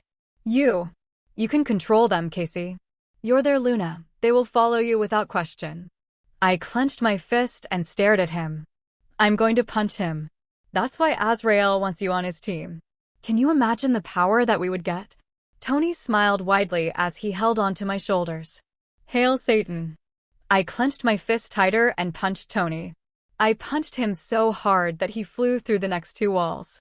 I stood there taking deep breaths as everyone looked through the holes in the walls. Coward and Max came running through the doors and stood there ready to fight. What the? Max asked as he saw me standing there with my shoulders rising up and down. Are you okay? I'm fine, I growled as I walked out of the room. I need to warn Kaylin that he and everyone might be in danger. Chapter 18. Casey, what are you trying to say? Doug asked, confused. I don't get it. I sighed heavily and dragged my hands down my face. Azrael wants me on his side because I am a Luna. With me on his side, he would get werewolves on his team as well. It would be a win-win situation for him if he could recruit me. Kaylin stepped closer and rubbed my shoulder. It's okay. Just breathe, Casey. I groaned in frustration. I don't have time for that, Zale. Don't you see? He's going to try to get the werewolves on his side. With the demons busy fighting the angels, he'll have the werewolves wipe out the humans who don't bow down to him. He knows how powerful angels are, so all the demons will be busy with us. If he doesn't get the werewolves on his side, he sees it as going to take longer for him to take over. So he needs you guys to wipe out the humans. This is too much. Sunny groaned as Finian chuckled at her. Now is not the time to laugh, Sterling. We will get through this, Finian said in determination. I mean, what werewolf would go on the devil's side? Rogues. Doug sighed. Now it was my turn to be confused. Why do you say that? Rogues don't have packs. Satan could easily offer them a home if they fight on his side. Doug explained. And if one rogue joined his side, they all could, Cece said nervously. And a rogue pack can grow very quickly. This keeps getting better and better, doesn't it? What's next, huh? Guys. Caitlin came running in with a worried expression on her face. I just had to think that, didn't I? What's wrong, dear? Talia asked. Rogues at the border. Caitlin gulped. And a lot of them. It's starting, I mumbled in disbelief as I followed everyone out. As we all ran outside, we were met with a massive wall of our warrior wolves growling, ready to fight. Some have already shifted into their wolf form. Alpha. A wolf bowed in respect. I walked past all the wolves and gasped at how many rogues there were. There had to be at least 100 or more. No joke. But something seemed different. What are you doing here? Zale's voice boomed throughout the forest. Please. A man begged. We need your help. Kaylin growled and took a step forward. I quickly stopped him by putting my hand on his chest and pushing him back slightly. Casey? Kaylin asked, shocked. I brought my hand back down and walked towards the man. He sniffed the air and gave me a weird look. Who are you? He asked as he put, what I believed to be, his mate behind him. I stopped walking and looked down at a little girl who whimpered and hid behind her mother. What happened? I asked calmly. The mother put her hand on her daughter's shoulder and looked at me. A creature came. I don't know what it was. I've never seen anything like it. Leora, what are you doing? Kaylin asked, confused as he walked up to me. They're good guys. I smiled at him. How can you tell? Kaylin asked as he eyed the woman. Trust me. I know. I smiled as I looked back at the woman and then turned to the man who spoke up first. You can come with us. Kaylin shrugged and turned around. Let them through. Let's get you guys cleaned up though, I mentioned as I took in their ratted clothes, and some of them were covered in dirt. What exactly happened? The man sighed as he picked up his daughter. These creatures came in this morning. They attacked. Said that if we didn't go with them, then they would kill us all. Some of our pack went with them. They didn't want to die. We ran. We didn't know what to do. They were killing our pack members left and right. What did they look like? I asked, although I already had an answer. Tall. Very tall. Some were all black with markings, while others were red. They had horns and wings. The man chuckled to himself. If I didn't know any better, I would have thought they were demons. I gulped and looked away. You didn't deny it. A lady pointed out. Were those demons? Max sighed. What I'm about to tell you is all true. Those creatures that you saw, those are demons. Mighty creatures. Like related to the devil? A man asked. Max nodded. Yes. The devil, God. It's all real. We are angels. Everyone gasped. Yeah, we were shocked too. Jackson joked as Finian rolled his eyes. Everything that you thought was a fairy tale is real, I spoke up. Demons are mighty. They are not something to be taken lightly. How do you kill them? The man asked. Silver dagger to the heart, I said. I know it sounds easy, but it's not. Everyone needs to get cleaned up, Talia stated. Kaylin, you can come with me, and we can talk to them and try to figure out what is going on. Kale nodded and turned to me. I'll be right back. I nodded and closed my eyes as Kaylin kissed my forehead. I love you, Casey. My eyes popped open, and I looked at him. Kaylin chuckled and pecked my lips again. I love you too. I smiled. Kaylin winked and walked away with Alvar. Max scoffed and crossed his arms as he looked away. I rolled my eyes. Here we go again. Guys. Kenward yelled as he flew up to us. What? Max asked worriedly. Demons are kidnapping humans.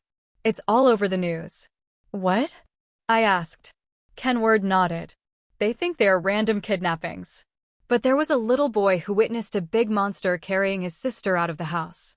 Of course, they are saying it was a nightmare and that the kid didn't see a giant monster. But it's all over the news. Did it say anything else? Kenward nodded. A couple of teens and kids have been taken from their homes. Some adults went missing this morning.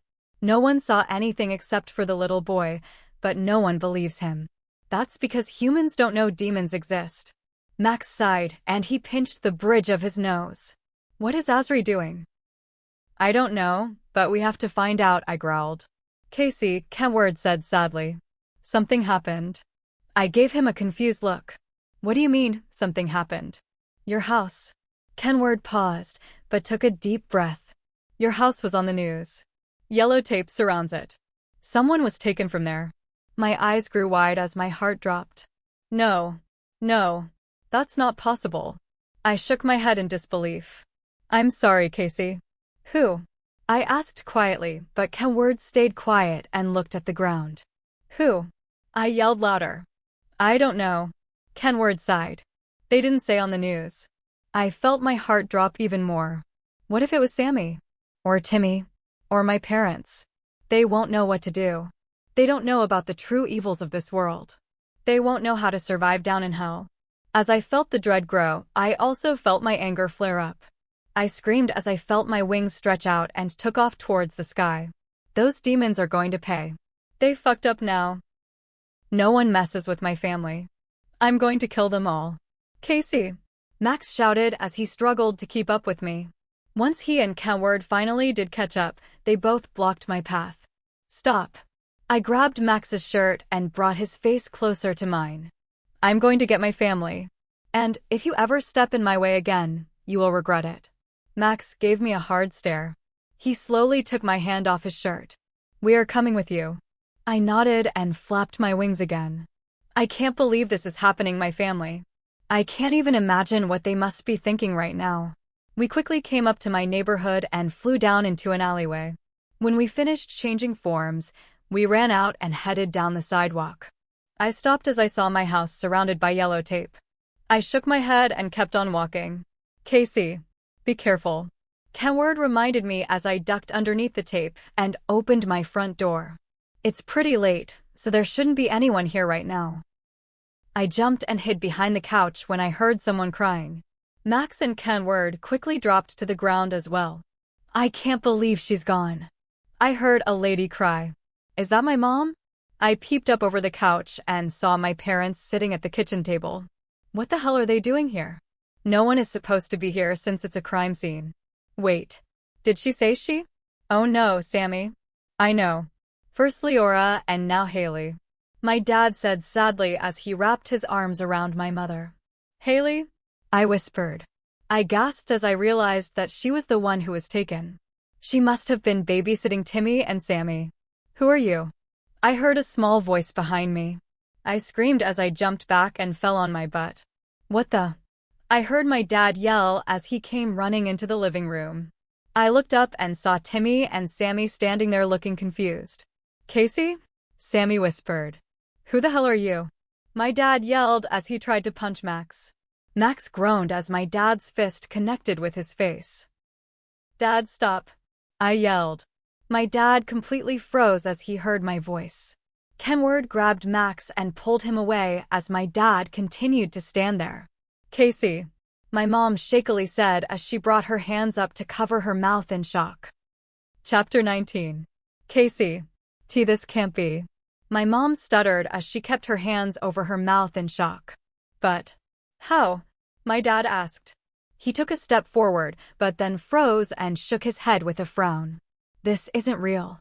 This has to be a dream. It's not a dream, Daddy. Sammy yelled as she and Timmy both rushed me. I let out a yelp as I fell to the floor with both of the twins holding onto me for dear life. Casey, Timmy cried. Hey, brats. I chuckled as I felt myself crying a little. I pulled the twins closer and they both stuck their faces in my neck. I slowly got up and set them both down just in time for my mom to run forward and pull me into her famous bear hug. My baby. My mom sobbed as she kept her death grip on me. Hi, Mom, I whispered into her neck. Right as she heard my voice, another sob escaped her mouth, and I felt her tears drip onto my shoulder. My mom released me as I heard my dad's footsteps. He carefully approached me and stopped. I gave him a smile and opened my arms. My dad quickly grabbed me and pulled me into him, and he started to cry. I can't believe this is real. My dad hiccuped from crying so much.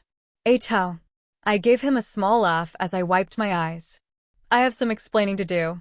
My mom laughed as she too wiped her tears away. Yes, you do, baby. Everyone followed me into the kitchen, and the twins pulled up some chairs and sat down. I knew you weren't dead. Sammy smiled as she stared up at me. I sighed and shook my head with a smile. Actually, Sammy, I am dead. Timmy tilted his head in confusion. But you're standing right in front of us. That I am.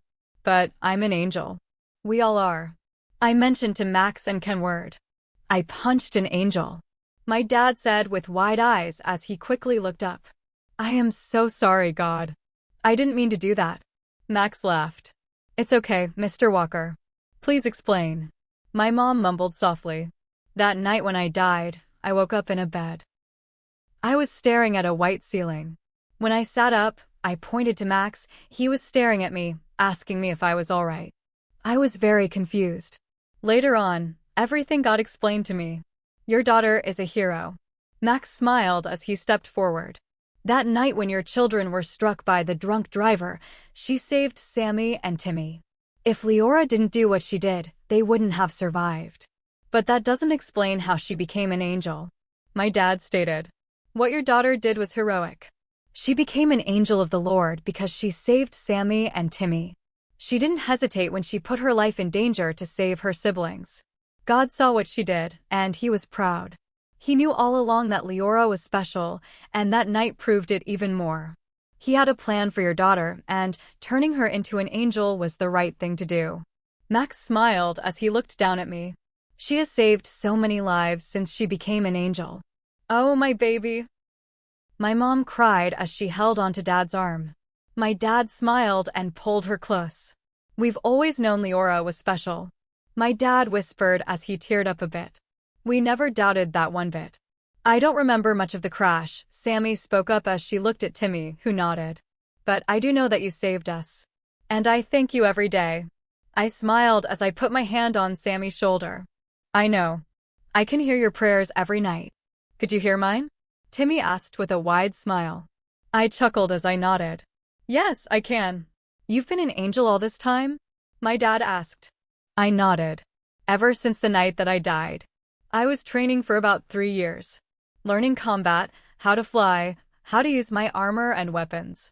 You can fly, Sammy asked. No way, Timmy shouted. I laughed as I quickly changed into my angel form and stretched out my wings. Your hair is different, Timmy stated. This is my true form now, I explained. My human form is just a cover for when I come to Earth. I looked up and my parents were looking at me in shock. Why you look beautiful, Casey. My mom smiled as some more tears leaked from her eyes. I'm so proud of you, honey. My dad said softly. So proud of you. Thank you, guys. I whispered as I brought my wings back in. As much as I hate having to ruin this moment, we need to get back on track. Max sighed. What do you mean, back on track? My dad asked. I sighed. Haley, why you know? My dad asked. I nodded. Demons are kidnapping humans. We don't know what for, but we do know it's happening. Demons? My mom asked, shocked. They're real? Kenward nodded once. So is Lucifer. Humans refer to him as Satan. Sammy and Timmy. My mom called out. Will you two please go upstairs? They both nodded and got off the chairs. Come on, guys. Kenward smiled. I'll go up with you. Can we see your wings? Sammy and Timmy asked simultaneously. Of course. Kenward laughed as he walked with them up the stairs. Once the twins were out of range, my mom spoke up again. Demons kidnapped Haley? I nodded. Azrael is planning a war. He is kidnapping humans all over the globe. We don't know what he is doing with them, so it has to be something big. But we do know that he is planning on trying to take over the world. He is going to kill anyone who tries to get in his way. What can we do? My mom asked worriedly. Max sighed. I'm afraid you can't do anything. You just have to pray and don't give up. My dad pulled my mom closer to him, and she sighed as she rested her head on his shoulder. I'm just glad that we have you back, Casey. My dad smiled as my mom nodded. I smiled back. I'm not going anywhere. Chapter 20. Casey. All the angels grabbed their weapons and went into formation. Are you ready? Max asked as he continued to sharpen his dagger. I nodded. More than I will ever be. I'm getting Ilara back if it's the last thing I do. Casey, Max sighed. Don't, I snapped. What if she isn't alive? I said don't, I yelled as I pointed my dagger at him. She is alive. I know it. Max is right, Kenward sighed sadly. The odds of her being alive are very slim. You have to prepare for the worst, kid. I scoffed. I have faith that she is alive, and I'm not going to let that go. I stuffed my dagger into the pouch and stormed off. Who do they think they are saying that about Haley? I sighed as I got into formation. They are probably right, though. Azrael isn't the type to be merciful and kind. The odds of her still being alive are very slim. I shook my head. What are you thinking, Casey? Ilara is strong. She's a fighter. She has to be alive. Are you all ready? The general shouted. Yes, sir. Everyone, including me, replied. You all need to be careful. This isn't our normal fight. This is a war. Some will fall, but they will fall fighting for God, and that is the best way to go. Have faith and hold on to it. God is with us, and we have each other. We will not be alone in this fight.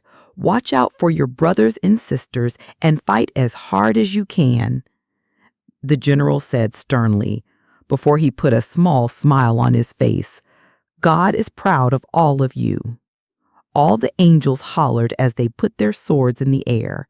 Now, the general said as he stood straight. Are you ready to win this war? The angels hollered again and stretched their wings out. Now let's go kick some demon ass, he shouted as he ran out of the building and jumped down from the clouds. The rest of us followed, and we pulled our wings in so we could go faster as we shot down to earth. Go to your sections, the general yelled. Yes, sir, we yelled back. All the angels got into their groups and turned in different directions. Leora, let's go, Max yelled. I nodded and brought my wings back out as we made a sharp turn. A bunch of other angels and I followed Max as we flew to our section. Luckily, the general gave me the section that holds Zale's pack. And boy, explaining that you have a werewolf mate to angels was not easy. Even though they are all right with this, some think that it's not possible. But they don't mind.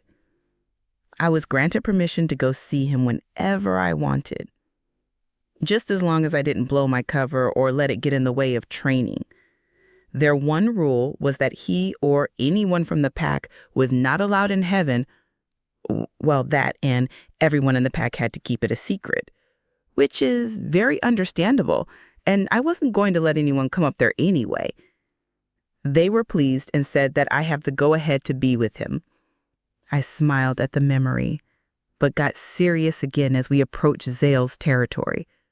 Oddly enough, his pack was so big that his entire territory was its own section. Casey, Doug shouted. Hello, I said politely as we landed.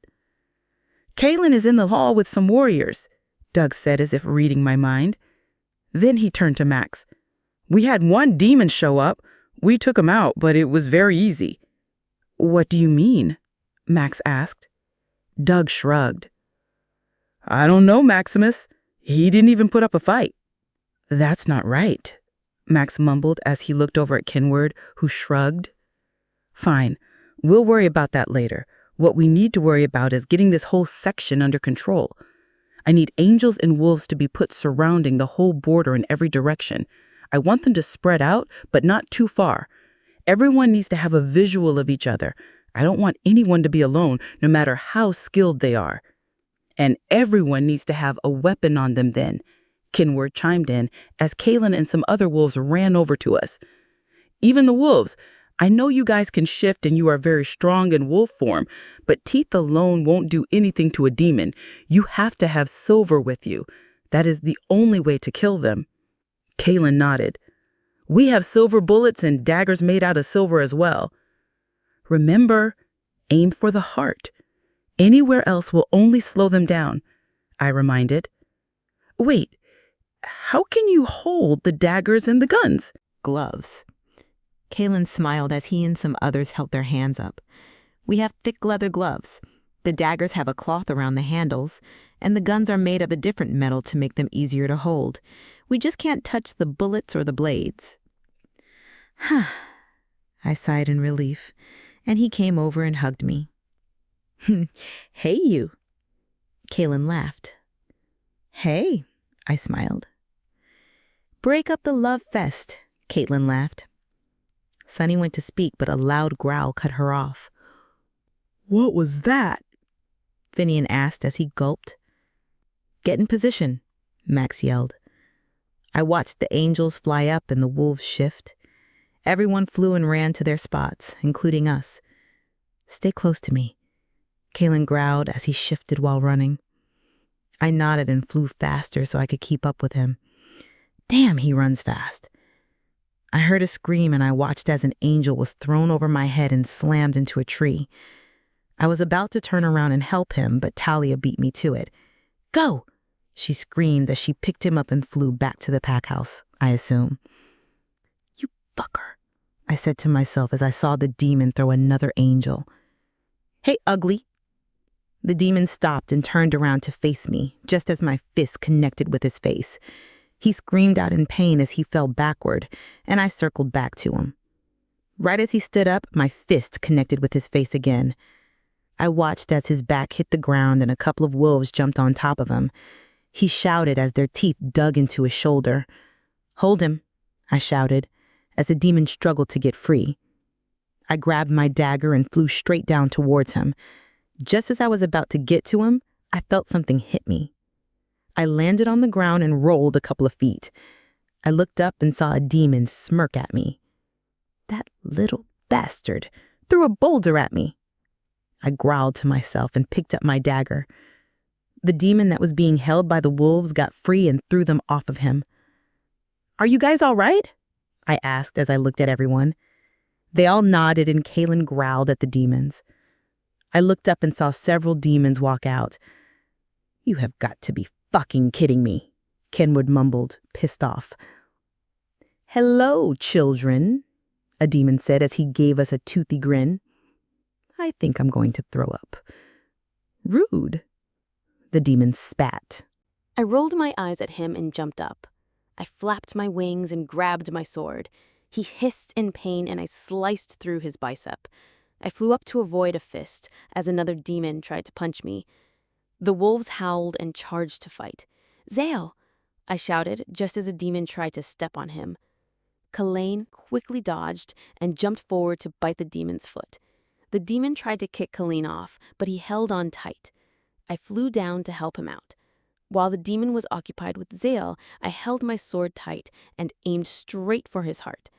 I smiled in victory as my sword pierced his chest, and the demon's eyes got huge. He coughed and tried to get the sword out. He was too late, and he slowly stopped moving and fell backward into a pile of dust. "Nicely done." I smiled at Zale. He winked and shot off in another direction to help his fellow members. We continued to fight for what felt like hours, but as I stabbed another demon in the heart, the rest stopped fighting and took a couple of steps back. I gasped and jumped back as red smoke filled the air. "What the?" I asked, confused, as I shielded my face from the harsh wind and the smoke slowly disappeared.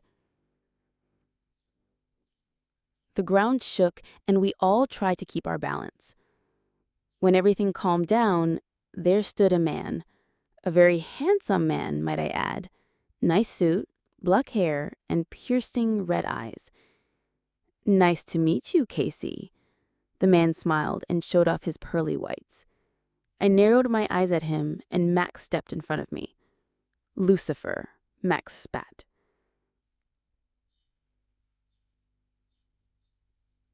Some angels flew towards him with their swords drawn. Azrael asked and shook his head. With a snap of his fingers, I watched in shock as the angels burned in the air.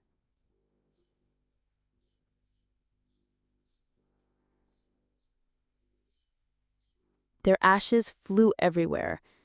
I gripped my sword harder, and I'm pretty sure steam was leaving my ears. "You do know this can all be avoided." Azrael smiled as he looked around at all of the angels and wolves. "All you have to do is join my team, and your lives will be spared." "Go to hell," I shouted. "Oh, honey, I run that place." He winked at me. I felt disgusted as his red eyes stared at me. Kalain growled possessively as he ran over to me. Azrael smirked. "Mutt? So much love flows through you two? I never understood it, but true love is such an unbreakable bond, and nothing can destroy that, no matter how hard you try." Kalain growled again as a warning. Azrael chuckled and put his hand up. "Calm down, Mutt. I'm here for a proposition." "And what could that possibly be?" Kinward asked. "Come join me." Azrael smiled. "Can you imagine wolves and angels fighting with me? All the treasures of the world are yours. No more rules. We will control the entire world." "I'd rather die than join you," Thorn spat. Lucifer's face hardened. Kinward and Thorn charged Lucifer. They brought their swords out and got ready to swing. Right as they were about to get to Lucifer, he disappeared. "What?" Thorn asked as he looked around. "Where did he go?" Kinward shouted as he too looked around. "Boo!" Azrael laughed as he appeared behind Max. "No!" I shouted, flying towards him as Azrael grabbed Max's dagger and shoved it into his back. "Max!" Kinward yelled. A demon grabbed Max before he got there and threw him back against a tree. I gasped as I got smacked out of the air and landed on the ground. Every time I moved, I had a shooting pain go through my body. I finally got enough energy and stood up. Azrael chuckled as Max's body fell to the ground. So be it. You sick bastard, I yelled as tears ran down my face. I ran towards Max's body, and Azrael just laughed as he walked away. Thank you, darling. All he did was wink at me. To show how much I want you on my team, I'll give you a little gift to help you consider my offer. I shielded my face as a gust of wind formed, but I saw Ilara fall to the ground. Haley! I shouted as I ran over to her. She groaned in pain as she tried to hold herself up. Stop moving, I whispered as I pulled her to me. I laid her head on my lap. I'm so glad you're okay. Until we meet again, my dear. Azrael winked as he disappeared into thin air. I watched as the last of the demons disappeared and the chaos stopped. No! I shouted as I placed Ilara softly on the ground and ran over to the spot where Azrael was standing. No! Casey, he's gone, Kaelin softly said as he wrapped his arms around me. No! I shouted as I pushed him away. He can't be gone. He killed Max. Casey, Talia shouted as she hugged me. It's going to be okay. No, it won't, I sniffed. Azrael will pay. Come here, Kaelin said sadly as he held his arms out. Talia let me go, and I walked over to Zale. He wrapped his arms around me and pulled me close to him. We'll get him next time. This isn't over, I mumbled as I looked over at Max's body on the ground. I mean it. I will find you, Azrael, and I will avenge Maximus's death. Casey, all the angels grabbed their weapons and went into formation. Are you ready? Max asked as he continued to sharpen his dagger. I nodded. More than I will ever be. I'm getting Ilara back if it's the last thing I do. Casey, Max sighed. Don't, I snapped. What if she isn't alive? I said don't, I yelled as I pointed my dagger at him. She is alive. I know it.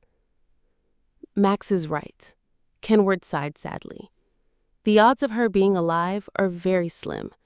You have to prepare for the worst, kid. I scoffed. I have faith that she is alive, and I'm not going to let that go. I stuffed my dagger into the pouch and stormed off. Who do they think they are? Saying that about Haley.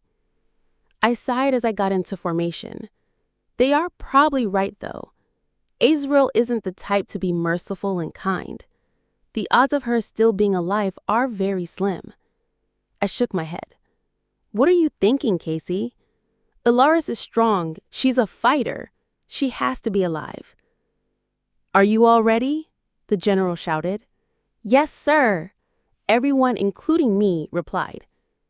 You all need to be careful. This isn't our normal fight. This is a war. Some will fall, but they will fall fighting for God. And that is the best way to go. Have faith and hold on to it. God is with us, and we have each other. We will not be alone in this fight. Watch out for your brothers and sisters and fight as hard as you can, the general said sternly before he put a slight smile on his face. God is proud of all of you. All the angels hollered as they put their swords in the air.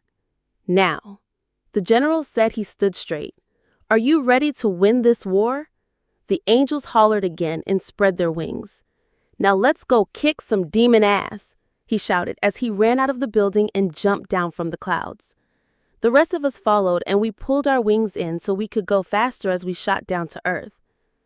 Go to your sections, the general yelled. Yes, sir, we yelled back. All the angels got into their groups and turned in different directions. Leora, let's go, Max yelled. I nodded and brought my wings back out as we made a sharp turn. A bunch of other angels and I followed Max as we flew to our section. Luckily, the general gave me the section that holds Zale's pack. And boy, explaining that you have a werewolf mate to angels was not easy. Even though they are all right with this, some think that it's not possible, but they don't mind. I was granted permission to see him whenever I wanted, just as long as I didn't blow my cover or let it get in the way of training. Their one rule was that he or anyone from the pack was not allowed in heaven. Well, that and everyone in the pack had to keep it a secret, which is very understandable, and I wasn't going to let anyone come up there anyway. They were pleased and said that I have the go-ahead to be with him. I smiled at the memory, but got serious again as we approached Zale's territory. Oddly enough, his pack was so big that his entire territory was its section. "KZ," Doug shouted. "Hello," I said politely as we landed. "Kaylin is in the hall with some warriors," Doug said, as if reading my mind. Then he turned to Max. "We had one demon show up. We took him out, but it was very easy." "What do you mean?" Max asked. Doug shrugged. "I don't know, Maximus. He didn't even put up a fight." "That's not right," Max mumbled as he looked over at Kenward, who shrugged. "Fine, we'll worry about that later. What we need to worry about is getting this whole section under control. I need angels and wolf to be put surrounding the whole border in every direction. I want them to spread out, but not too far. Everyone needs to have a visual of each other. I don't want anyone to be alone, no matter how skilled they are." "And everyone needs to have a weapon on them then," Kenward chimed in as Kaylin and some other wolves ran over to us. "Even the wolves. I know you guys can schist and you are powerful in wolf form, but teeth alone won't do anything to a demon. You have to have silver with you. That is the only way to kill them." Kaylin nodded. "We have silver bullets and daggers made out of silver as well." "Remember, aim for the heart. Anywhere else will only slow them down," I reminded. "Wait, how can you hold the daggers and the guns?" "Gloves," Kaylin smiled as he and some others held their hands up. "We have thick leather gloves. The daggers have a cloth around the handles, and the guns are made of a different metal to make them easier to handle. We can't touch the bullets or the blades." I sighed in relief, and he came over and hugged me. "Hey you," Kaylin laughed. "Hey," I smiled. "Break up the love fest," Kaylin laughed. Sunny went to speak, but a loud growl cut her off. "What was that?" Finian asked as he gulped. "Get in position," Max yelled. I watched the angels fly up and the wolves shift. Everyone flew and ran to their spots, including us. "Stay close to me," Kaylin growled as he shifted while running. I nodded and flew faster so I could keep up with him. Damn, he runs fast. I heard a scream and I watched as an angel was thrown over my head and slammed into a tree. I was about to turn around and help him, but Talia beat me to it.